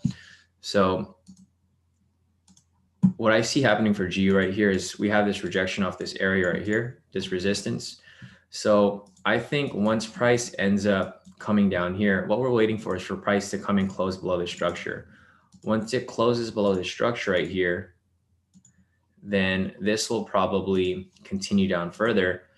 And once it reaches this point, it can either reject off here, or it can break right through it and continue down further. So if that happens, we can enter a short position right here and make some money off this trade. but we'd have to wait for price to actually break and close past this structure. If price doesn't break and close past this structure, then this could never play out, right? There's one scenario that can play out. This is scenario number one. Price breaks and close past structure. It continues down. Then we can go to level 2 where it either rejects off this point or it continues down further. So that's scenario number 1. Scenario number 2 is price can just reject off where it currently is. I mean, it already did reject it off it. So right here, this can happen, or price rejects off this point. And then if we get a buy signal over here, and then it closes above this structure right here, then this could possibly shoot up even higher, right? So there's 2 different scenarios that can play out. Obviously, the first one looks more likely, but if not, this can play out as well. I can show you an example here for when it played out. Right here, we had a rejection off this point. We had the buy signal right here. We had a breaking structure right here. And then what happened from that point? Once that happened right there, it ended up shooting way up here, right? Same thing right here. But the same thing can happen in the opposite. For example, right here, we had the rejection off this point. We had the sell signal right here. And then we had a breaking structure right here. And when that happened, it dropped from this point, right? So there's 2 different scenarios that can play out. Price can either break below the structure right here, and then come down further. Or price can just reject off this point and then shoot up in this direction, right? There's 2 different ways that can play out here. It just really depends on what ends up playing out from this point. But until we have that confirmation, until we have it close below here, then we'll take the sell. If it rejects off this point and we get a buy signal, then we'll take the buy. But right now it's just it's in limbo. It hasn't really just confirmed the direction of price just yet. Obviously, we have a sell bias right now because the previous signal was a sell. But once we get that buy signal in this direction, then it's going to be a completely different story, right? So we're going to wait for that to close. We got about an hour 41 left on this candle. Once that closes, we can determine whether we want to take a sell or whether we want to take a buy for GU right here. So that's pretty much it for GU. Let me see what else is next.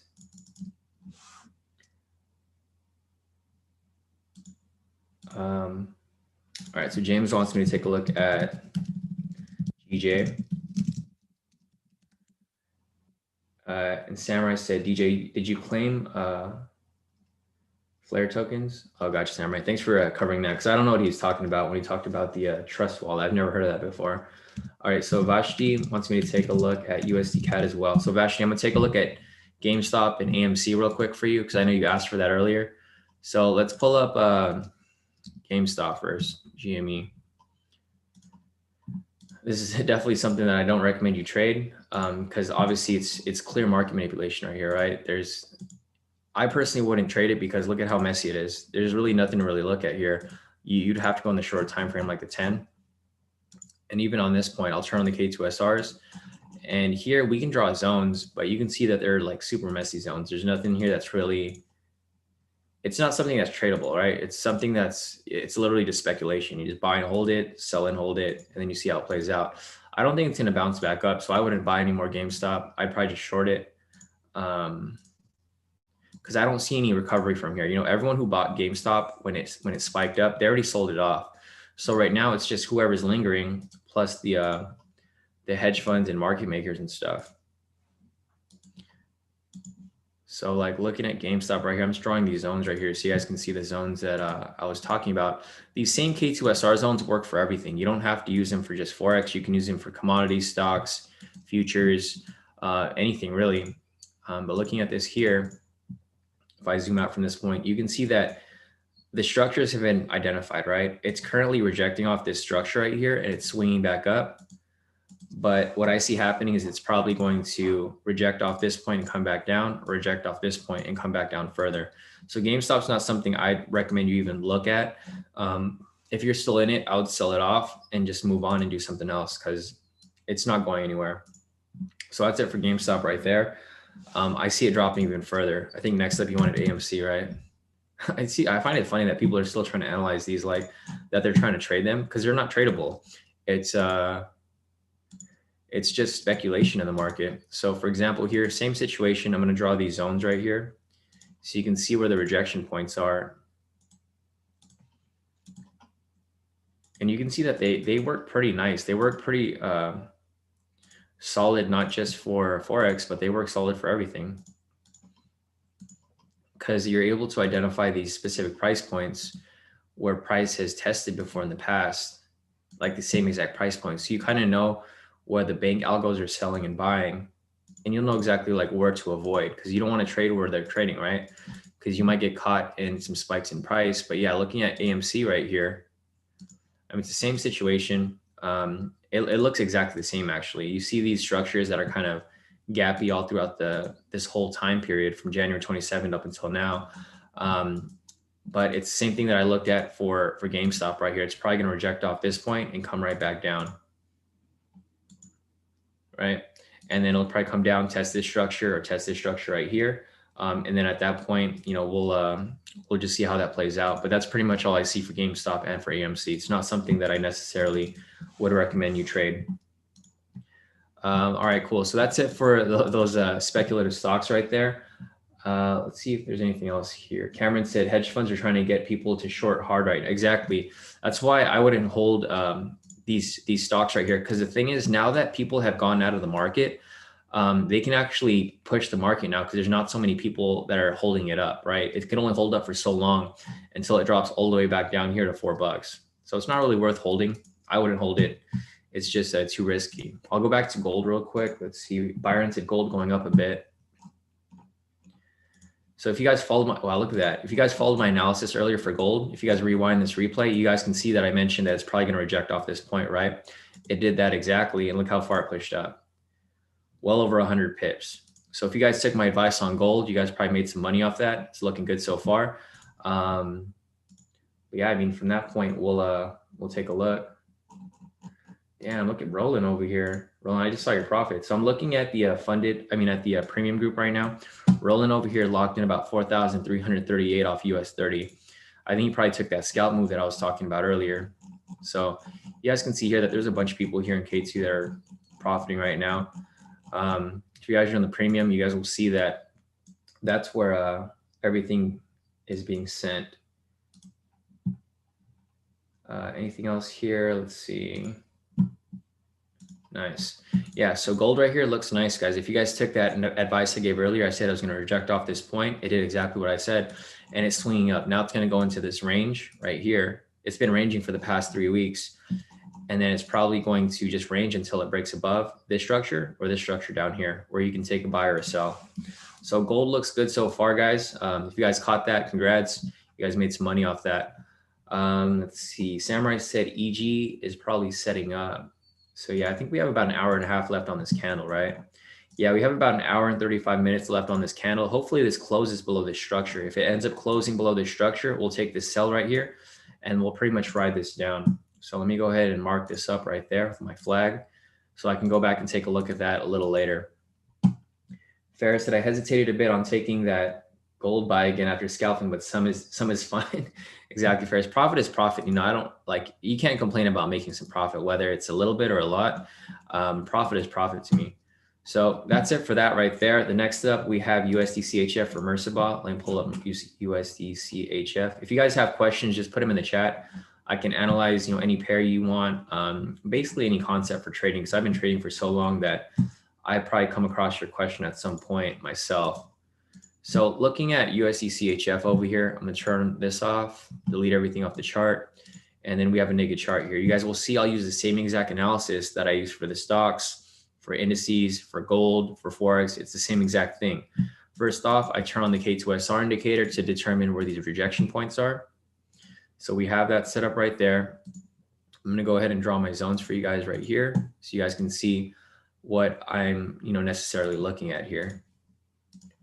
So I got these marked up right here. Sorry.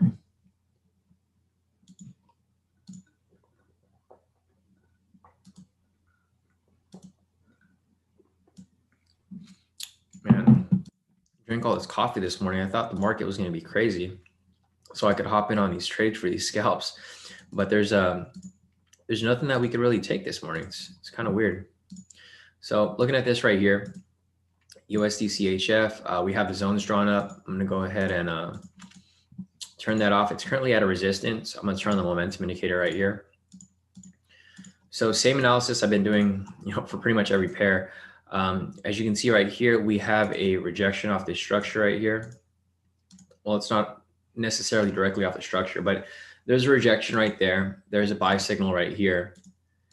Oh, and if you guys followed my analysis, so if you guys look back at my analysis from last night, or from yesterday, actually, yesterday's session, I mentioned this right here. I said price, we waited for the signal to close right here at 6 a.m. And I mentioned that price was going to come up and test this structure, right? So for you guys here who sat in on my session yesterday, I called this right here and identified this as a test of the resistance. So if price breaks and closes past this structure right here, like that, then we can take a long position right here and pretty much write it up to the next structure right there, right? So that's pretty much what I see happening. If price breaks and closes past this structure, it'll probably push up higher to test this structure right here. So keep that in mind, guys. For USD CHF, this candle closes in about an hour and 30 minutes. So once it does close, we'll be able to take this trade for a buy right there and write it up for about 45 pips or 40 pips actually. I usually like to have my TP slightly below the next structure so that it'll trigger my full TP before it possibly rejects off this point or continues up higher. If this happens where it breaks above here again, then what do you think we're going to do at that point? Same exact thing, enter another long position right there and then ride it up even farther. So that's basically what I see happening here for USD CHF. Other than that, I mean, it's just a waiting game, right, guys, right? We just have to wait for this because scenario number one is that price can break above here and close. Scenario number two is that it rejects off this point and comes crashing back down, right? There's a bunch of different things that can play out here. I'll show you an example for scenario number two right here. We have the rejection. We have the sell signal right here and it broke structure, right? So the main things that we look for is a rejection, the momentum in that direction, and a break and close past structure. Once you have the rejection, momentum, break and close past structure, what does it do? It comes down and tests the next structure right here. So that's basically how we trade here. We trade from structure to structure using the K2SR zones, and we use momentum to determine the direction of price. So that's pretty much what we look at here. That's about it for USD CHF right there. And that's about it. Let me see what's next. GJ for James, USD CAD for Vashti. Super Sam wants NASDAQ. Sam, NASDAQ 100. Chelsea wants AUD and Euro AUD. And Dilraj wants Euro USD. So we got a couple pairs here on the list. And just a reminder, guys, if you guys haven't already, if you guys can like the stream, that'll definitely help. And I'll continue to come on these live sessions for you guys. Like I mentioned before, we're planning on closing this off to the public if we don't have enough growth on this on this channel. So if you guys haven't already, if you guys can like the video and follow the channel, that'll definitely help. And I'll keep showing up for you guys. Otherwise, we'll start implementing the new system next month. I'm probably not going to close it off this month because I had a ton of people message me and ask me to keep going for the month because they don't have enough money to pay for the subscription just yet. So if you guys keep sitting in on these sessions, you guys should be able to make profit and cover the subscription. But yeah, for now, I'm going to hold off on closing off the subscription for now, just so that other people can have an opportunity to make profit with the scalping. And look at US 30 right here, profit with the scalping and with my daily trades as well. So just looking at US 30 right here, it's pretty much what I mentioned earlier, right? I mentioned that it would have to pull back at some point. So I wouldn't want to take a buy entry just yet when it's pushing up this high. So what I'm waiting for right now is I'm waiting for it to stabilize. I want it to stabilize a little bit, go sideways. So when it stabilizes and goes sideways, it'll create more zones within this area. Once that happens, we can probably take some scalps to the downside. We might not be taking like a big move just yet. So let me see what else we got here. Varun said, I think GJ is giving a sell scalp. Yeah, so I'll look at the scalp after Varun. First off, we have the big analysis. I have it for James right here. So I'll pull up GJ first, and I'll do that analysis for James right now. So I'm going to go and delete everything off the chart, hide that, turn on the K2SR indicator, and then I'm going to go ahead and draw my zones for you guys again. So pretty much whenever I analyze the chart, guys, it's the same process. Draw zones, identify momentum, and analyze the scenarios that can play out. Generally, if there's two scenarios, that's what I like. I like only two scenarios where I have a decent chance in actually hitting the trade. If there's more than two scenarios, I usually just sit it out and I wait for more confirmation before I enter the trade. Because I like to be very accurate. You know, that's why we have such a high win rate at K2, is because I'm very picky with my trades. I don't just call trades to call them. I only call trades if I'm pretty much certain that they're going to hit TP. So GJ right here, we have all these zones drawn. We need a higher zone right now. All right, so we got that right there. I'm gonna go on the 4 hour, turn that off. And yeah, just looking at GJ right here, it's in the middle of an open space. There's no zones within that area. I'm gonna turn on the momentum indicator. And this is what we talked about yesterday, right? So I talked about this yesterday when I was analyzing it for, I think Louisa, right? You were asked about GJ yesterday. I identified this as a rejection off the structure. We had the buy signal right here. And then we had price break structure right here, where it ended up pushing up to this point right here. And then next up, we had price break structure again right here. And then from that point, it ends up pushing up to this area right here until we have a new zone that's been created. So this long position right here, full TP. If you took another long position right here, obviously another full TP, two TPs back to back. And now it's just ranging. So with it ranging right here, this is kind of what I like, because when it ranges like this, it starts to create zones, right? So if price pushes up again right here, and if it ends up, you know, stopping at the same exact price point right here at this, as this is touched right there, it'll create a zone at that point, right? It'll create a zone right there. Right now, it hasn't touched yet. You can see price hasn't came back up to this point. So there's no zone in that area. But once a zone has been created, that's when we'll have an opportunity. So for example here, this is what I would like to see. I would like to see this range this way. And then I'd like a zone to be created at some point, like right here. And then I'm going to wait for that to swing back up above here. And then as it closes right there, right? As it closes right there, we can take another long position from here and then ride that up even further, because the next zone isn't till way up here. So it's going to have to push up all the way up here to hit that zone, and it'll hit our TP along the way. So that's basically what I'm waiting for here on GJ. But you know, until then, there's no zone up here. So there's nothing for us to really look at. That's one scenario right there. Another scenario for GJ is that it can create, as price pushes this way and as it pushes down and pushes back up, what can happen here is that it can possibly create a zone, you know, somewhere around this area right here. So if that happens and price ends up, you know, breaking this zone right here and close right there, then we can take a short position right here actually, and then ride it back in this direction, right? So there's two different things that can play out here. I mean, obviously price can go one of two ways. It can go up or it can go down. But I would be waiting for this to actually play out before I decide, you know, what direction to take it.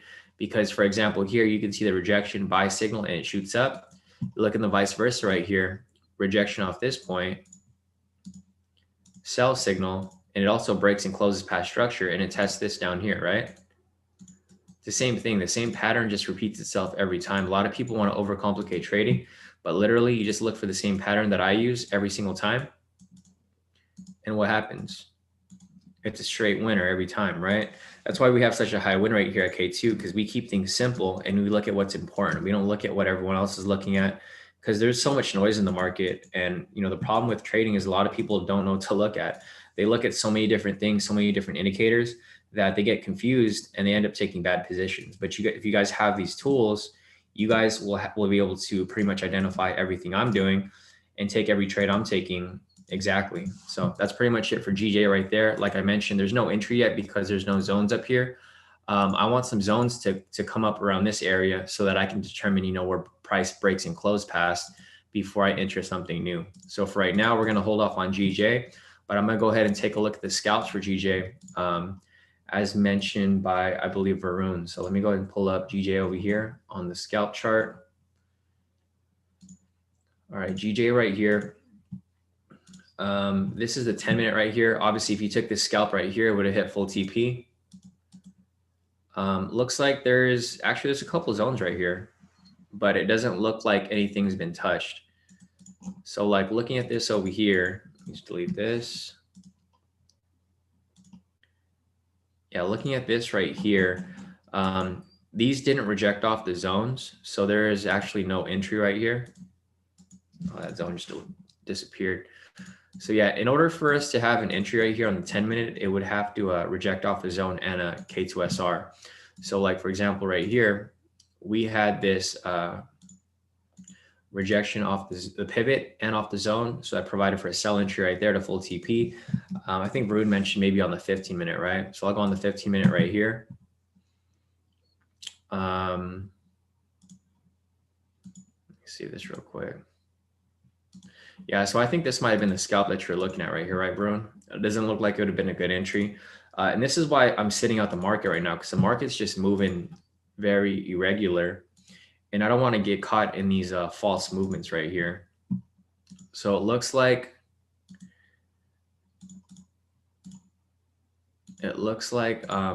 or actually it might have not been a loss yet because it might come back down. It's still technically active, I believe, right? So looking at this right here, we had the rejection off the pivot right here. So if you were to take this trade right here, it's technically still active. So if you were to take that trade, it's technically still active. It's like barely in any drawdown right now. But I'm not sure if it's going to continue down like that. It might not, it might will, who knows? But I don't think it's going to, it hasn't fulfilled, you know, that stop loss right there yet. So hopefully if you did take that, you're taking like a small lot. Basically this is how I do it, right? So for me, I would take this entry right here because there's a scalp entry right here. So I would have taken this right here for a short position for about 20 pips or so. That would have hit full TP. That would have been fine. And then if you took this trade right here, I mean, it's technically still active. It hasn't hit stop loss. So technically it's still active. If this ends up hitting stop loss, then I'm not taking any more sells. That's how I operate. If I end up taking a loss in this direction, I'll wait for it. I'll take that loss. And then as it swings back up and then swings back down, if we get like another rejection off this point, then I'll take the long position to catch that as it swings back up, right? So I know a lot of guys were asking me, you know, what do I do if I end up hitting a loss for scalping? Generally, when that happens, what I do is I hold off and I just wait for the next entry. But I personally wouldn't take this trade right here. It just looks too risky. You know, like I mentioned, you want to trade it when it's smooth, when it's moving smooth up, smooth down. And right here, it was too choppy. It was just consolidating sideways. And then it dropped, but this was such a sudden drop, right? It's not really a graceful drop. It kind of just dropped. It's not smooth like how this is moving over here. If you look at GJ over here, this is smooth right here. A bunch of scalps you could have taken in that direction. It came back down, consolidated, then it swung back up. You could have taken more scalps in this direction. But for right here, it came down, swung up, consolidated, then came down, and then it's just bouncing back and forth. So it's not something that I necessarily would have wanted to take. But I mean, technically, it's still active if you wanted to take it. Let's see. Samurai said, I wouldn't sell that scalp personally. It wicked 143 off the 4-hour with ABC correction on H1. Yeah, exactly. That's that. I kind of noticed that too with the wicks and stuff. But who knows? Because it's wicked off this point right here. So that's what I was mentioning. So if you took this, like if you took this short position right here and say it stops you out, right? You know, hopefully it doesn't stop you out if you're in that trade. If it does stop you out, I would wait for it to swing up, wait for it to swing back down, and then provide an entry in this direction. If I get an entry in that direction, then if I took a loss here, I would have had a win, loss, break even, and then take another win on this trade right here to cover that in that direction, right? But until we have that confirmation, I'm not really going to be looking for anything like that. And I personally don't scalp on the 15-minute. So, I mean, you can, but I personally don't like trading on the 15-minute. I feel like there's too much, like the candles they're too long. And if you're scalping, obviously you're going for those short movements. You're not really going for the big ones. But all right, so let me go ahead and take a look at the other questions over here real quick. Josh said, Shawn, possible scalp entry coming on US 30 10-minute. I don't see any zones here. I don't know if you saw any zones. Josh, but I don't see any zones here at all. So I wouldn't take the scalp entry. I mean, if you really wanted to, you could. If it came down, so say if it came down, rejected off the pivot, then you can possibly take it. But I personally wouldn't take it because it's just too risky from my perspective. But I'm definitely waiting for it, guys. Don't get me wrong. I'm waiting for this to come down, and I'm waiting for a zone to get created within this area so that we can take that scalp up in that direction with it, right? But it just becomes a game of it literally becomes a game of patience as we pretty much just wait for this to swing back up or swing back down. So we're waiting for that right now. Until that happens, I have my alert set up for this pivot right here. So when price comes down and tests the pivot, it'll alert me and I'll take a look. But until then, I mean, there's not really much we can do with US 30. Even for the daily entry right here, the market opened, let's see, market opened right over here at 6:30, and we haven't had a signal yet, right? If you took that buy signal, obviously you'd catch it up, but we have no signal off the main entry just yet.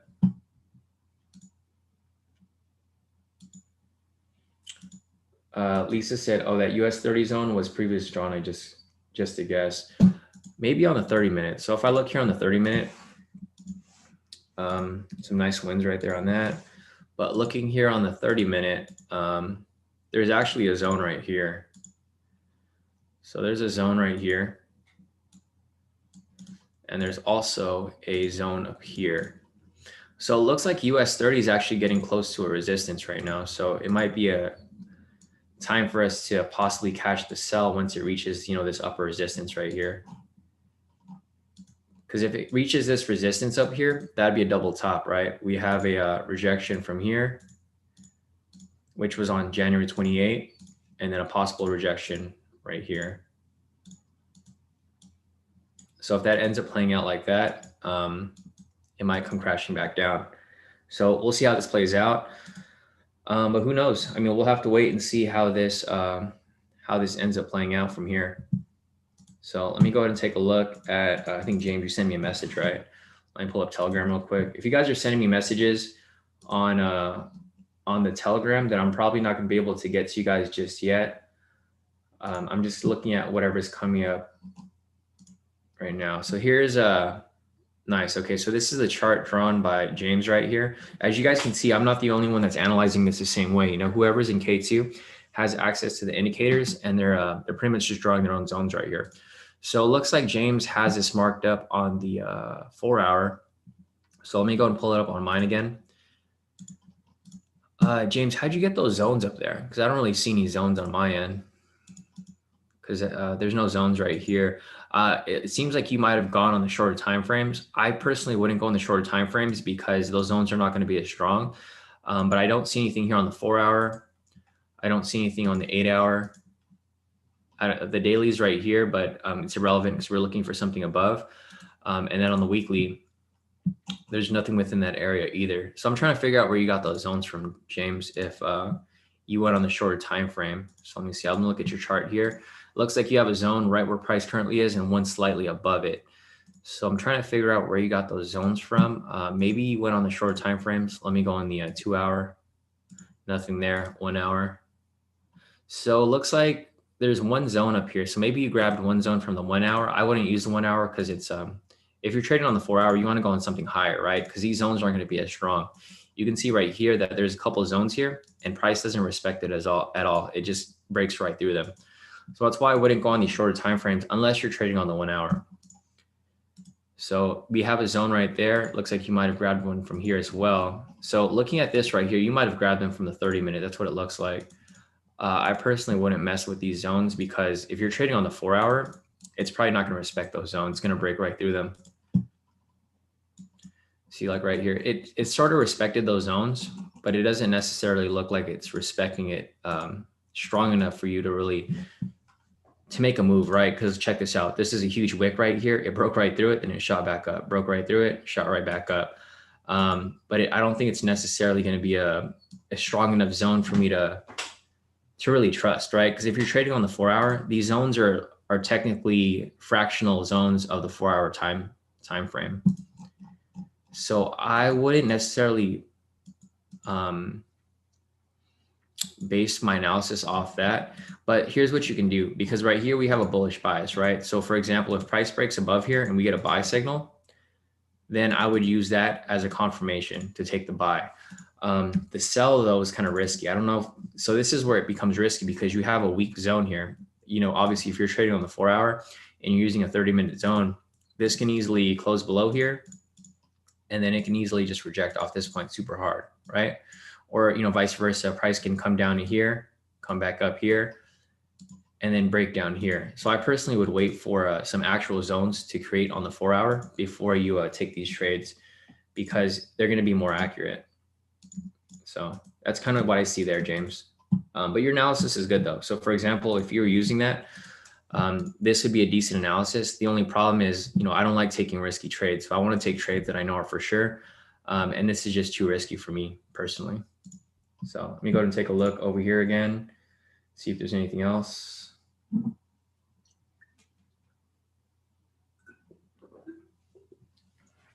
Flynn said, can you get a 10-minute entry from a 30-minute SR zone?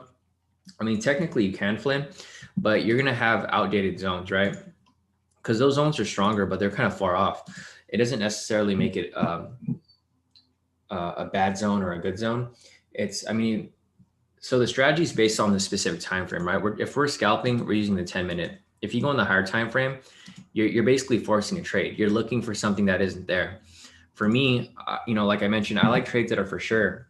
So I'm patient and I'm waiting for that zone to get created. I'm not necessarily going on different time frames to like force a trade, because basically that's what you're doing. If you're looking for something that's not there already, you're just forcing a trade. And if you do that, it just becomes risky, you know, on your end. It doesn't necessarily make it bad or good. It's just riskier. So if you decide to do that, you're you know, your odds of losing that trade are going to be higher. So if you're willing to take that risk, it's fine. But for me personally, I only like taking trades that I know are going to win. So I personally wouldn't do it, but you can do it if you want. All right, CT said price under pivots for sells, price above for buys. Simple. Exactly. So CT is 100% right with that. You know, obviously if price is above, take buys. If price is below, like over here, you take sells. Super simple. I'll have to, I'm trying to work out the kinks for the strategy, guys, before I release like, you know, the actual demonstration video for it, because I want to make sure I cover everything before I actually, you know, settle down and take some time to create that video. But yeah, so other than that, let me see if there's anything else to look at here. So Vashti wants me to take a look at USD CAD. So let's pull up USD CAD real quick. USD CAD right here. I'm going to go and take everything off the chart. All right, analyze this from scratch for you guys. So there's a naked chart right there. First thing I'm going to do is turn on the K² SR indicator, and we're going to get to work. So let's draw these zones right here. And you guys can see how easy this process is, right? If you guys have the K2 indicators, you guys can easily draw these zones as well. And you guys can analyze the charts exactly how I do. I'm sure a lot of you guys like how I analyze the charts. You know, I'm pretty straightforward. There's really no guesswork here, because the K2 SR indicator does all the work for you. It identifies the zones, and you just pretty much trace over the zones to create your own zones. It's not that difficult at all, and it makes a huge difference in your trading game. I'm sure a lot of the members here who have been with K2 for a while, you guys have seen their profits every day. You know, obviously, if you pull up any of the messages that I send out, I give profit updates every day for everyone. So like, for example, this was everyone's profits from yesterday. Pretty much every day, if you go to the K2 trades page or the alerts page, I pretty much post everyone's profits here. So this is from yesterday. And then if you scroll up even higher, this is from like the weekend right here. There's literally days and days of profits here from literally everybody, right? And if I go to our save messages here, Roland right here locked in 4,000 today. If you go here, you can literally scroll up as far as you want. January 20th, Nibras locked in 5,000. January 11, Tem locked in 67. January 5, Mersabal locked in about 100 something. January or December 28, C-Soup locked in all this. So you guys can see here that everyone in K2 does pretty well, even just applying the strategies themselves. You don't necessarily need to copy all my trades. You can do it on your own. And it's available to you guys if you guys want it.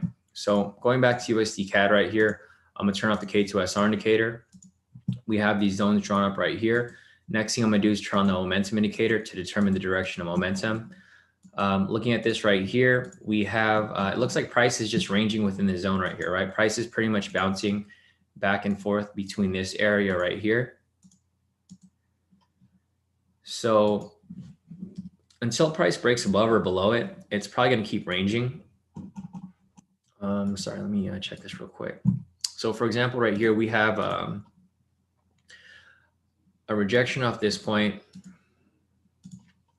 and then we had a sell signal right here. But what happened after that is that it just bounced off it, and then it swung right back up, right? So you can see that price is just bouncing off from here, wick rejection, wick rejection, wick rejection, and it's just bouncing back and forth.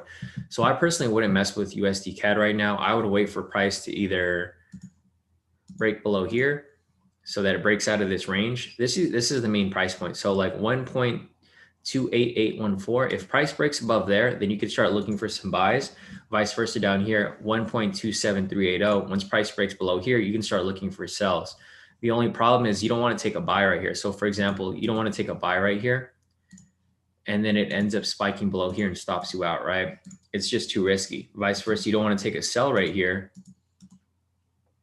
because if you take a sell right here and it ends up spiking back here, you get stopped on that direction, right? So I'd be patient with USD CAD. It's literally just going sideways right now. If I look at the dollar index, so let's see, we got the Canadian index over here, or no, first we have the dollar index on this side. And then we have the Canadian index over here. No. Yeah, there we go, Canadian index. So looking at the indexes right here, obviously the Canadian dollar is weak, but it's pushing up. Same with the US dollar, it's strong as well. So if these are both pushing up or it's bullish and it's bullish down here, this is just gonna go sideways, right? It's gonna go sideways until one of these goes in opposite direction. So if this goes up and this goes down, then you'll see this go upwards, right? Because when price goes up right here, when price goes up, that indicates that the first currency is stronger than the second currency. Vice versa, if price is going down like it is right here, this means that the second currency is stronger than the first currency. So looking at the indexes right here, if this goes up and this goes down, then USD CAD goes up. If this goes down and this goes up, then USD CAD goes down, right? So just look at it from that perspective. You know, I've analyzed it from different views, basically from the index analysis right here, also from the normal analysis right here. It's just going sideways. So just keep that in mind, guys. But I don't necessarily see this really going anywhere until it breaks above this area or breaks below this area right here. So we'll leave that at that. Let's move on to the next one. So next question is NASDAQ 100 for Super Sam. So let me go over to NASDAQ 100 real quick. I'll analyze it on the higher scale. And then after that, I'll go down to the scalps to show you guys what I see from that point. So I'm gonna go on the 1 hour right here. Here is the naked chart. I'm gonna turn on the K2SR so I can draw my zones. Same analysis I've been doing for the other pairs as well. I'm drawing these zones to identify these rejection points. So I know exactly where to trade and where not to trade. Because obviously you don't want to be trading where price is going to be rejecting, right? So these are kind of big zones right here.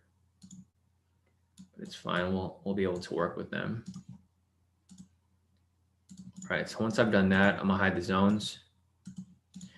And then you can see that NASDAQ has been pretty messy for the past, since January 7th, since the beginning of the year. It's been a mess for the most part. But looking at NASDAQ right here, let me turn on the momentum indicator. All right, so it played out exactly how I was mentioning. I wish I had the drawing from earlier that I just deleted, but I drew this out yesterday, actually. We had a rejection down here. We had a buy signal and break in structure. So it's the same analysis that I've been doing this entire day, right? If you guys have caught on by now, it's super simple. Rejection, buy signal, break in structure. It pushed up to the next structure right here, right? What happens right here? If this breaks above this structure and closes, see if that closes right there? Same pattern. Break and close, break and close. What's going to happen if it breaks and close right here? It's going to push up to this structure right here. What do you think is going to happen if it breaks and closes past this structure right here? Same thing, push up even further, right? So that's basically what I see happening right here. You guys can see that it works both ways. For example, over here, we had a rejection from this point. This area was a rejection. We had a sell signal right here. And then what happened from that point? Rejection, sell signal, break in structure, come down here. What happens right here after a broken closed path structure? Came down here. It's the same thing. It goes both ways. Rejection off this point. Buy signal. Test this structure up here. Rejection off this point. Sell signal. Break in structure. If you guys catch my vibe, like it's simple, guys, right? It's not that difficult. If you guys have these indicators, you guys will have like literally all the tools you need to identify this. So basically right here, I mean, if you guys see what I'm doing here, I pretty much identified every move that's happened for the NASDAQ. Again, right now, we're looking for the same exact thing to replay out right over here. We have the rejection, buy signal, break in structure, close, push up to the next structure. Close right here, next structure. Close right here, next structure, again, even higher. So just keep that in mind right here. I mean, that's pretty much all that I'm looking for NASDAQ. Obviously, it's super bullish. And that's pretty much the intraday analysis for NASDAQ. I'll look at the scalp analysis. I'll see if anything's changed over here. All right, so here's NASDAQ on the 10-minute. If you guys saw, there's a scalp entry right here, rejection off the pivot, rejection off the structure, buy entry, straight up to full TP. Looking at, let me see if there's another zone that's been created up here, possibly. No, not yet. So there's no zones here just yet. When it does pop up, then we can catch, whenever it comes down. There's probably some zones that are getting created right here. So if it comes back down for a test, then we could possibly, catch that right up. But until we get that confirmation, then we're probably not gonna be able to take this trade. I've seen a lot of people take shortcuts. I don't recommend it at all, but if you were to take these shortcuts right here where they reject off the pivots, I mean, there's a bunch of trades that you could have taken right here as well, right? Full TP, second test right there, full TP, third test right there. That would have stopped you out possibly. That's why I don't take these trades randomly, right? I'm waiting for that full confirmation for the rejection off the structure and the pivot. Because if you just take these trades right here, obviously you can make a lot of profit doing that, but it just increases the risk because you want that confirmation for it to reject off both structure and pivot before you take that trade.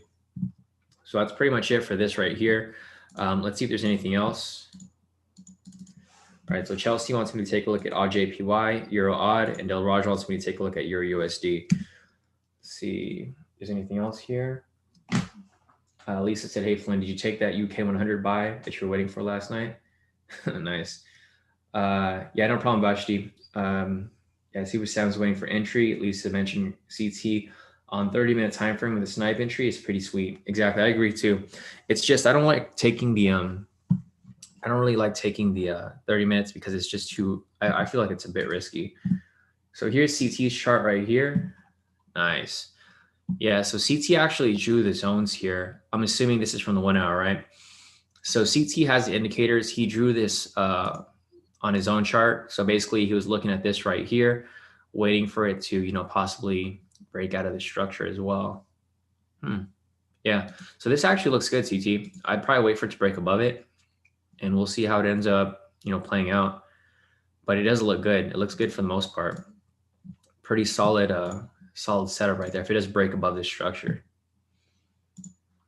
Let me see if there's anything else that I'm missing right here. So next question over here is Spencer said UK 100 on the 10-minute for scalp at 150.50. Thoughts? Sent this at, okay, so Spencer sent me let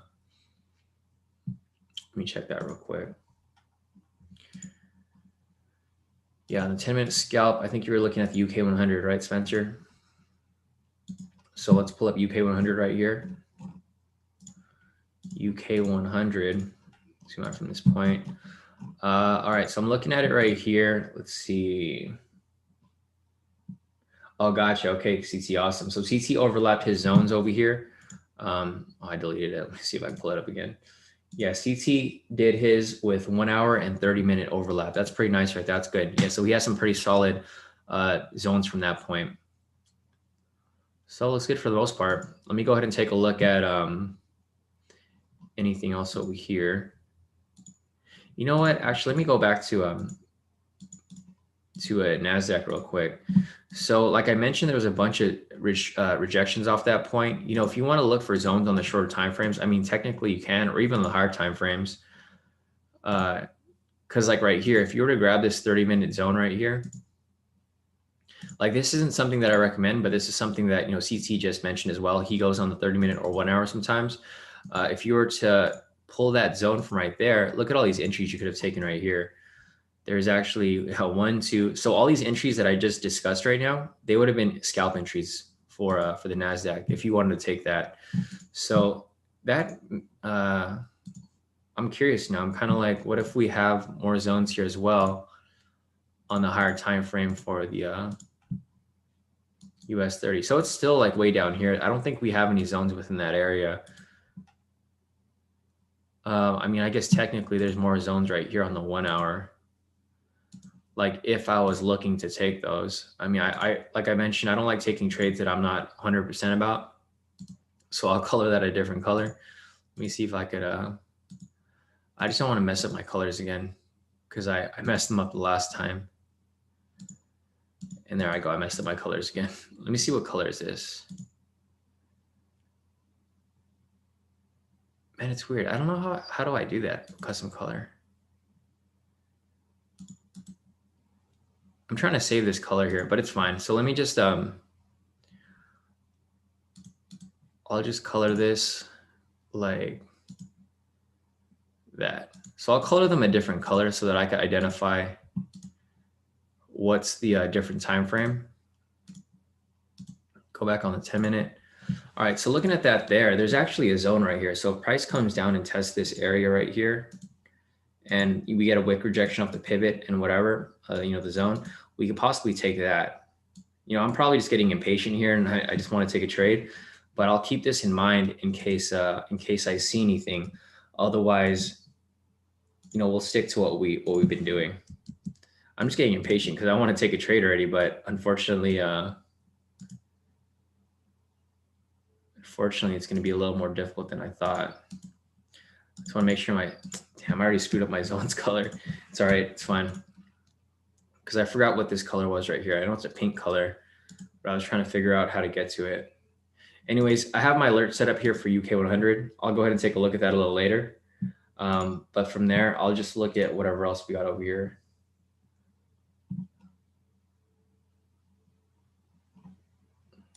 Oh, damn. Josh killed it today. So Josh just sent over his profits for the day.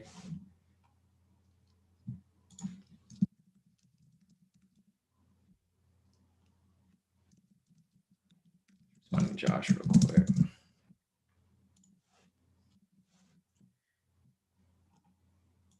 Yeah, so Josh over here locked in some pretty nice profits off his, he said, going to wait for a valid signal or a valid scalp entry, no speculation, bro. Yeah, so he's been patient waiting for these entries. And look what he got right here. Straight profit for the day, 604. So congrats, Josh. Josh is here on the live as well. So he's been watching me and taking trades on his own, just pretty much killing it. So, you know, just a reminder, if you guys want access to the indicators, so you guys can trade this on your own. You guys can do that easily. So let me go and see what else we have over here real quick. CT, I don't know if the screen froze. I don't know, it might have just been you on there. Tej said you're on the 2 hours, so do you will not forget if you need break like yesterday?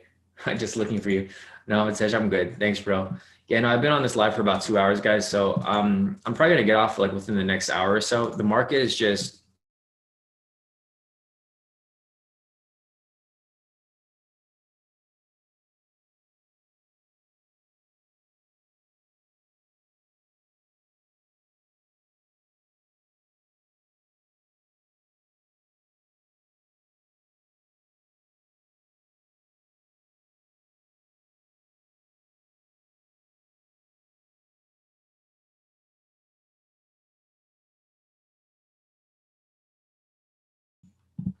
Um, yeah, I don't know. Can you guys hear me? Let me just confirm real quick.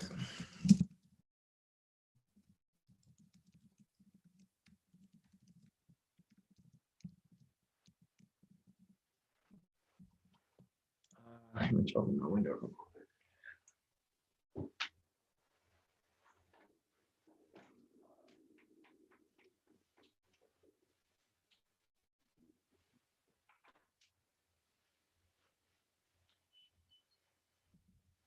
Let's see if you guys can hear me. I might have gotten disconnected.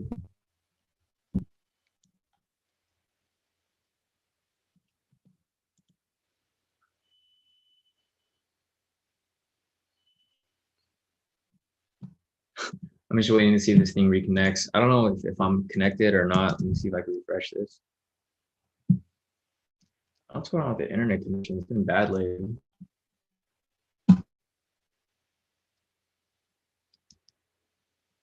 Looks like my YouTube is not loading.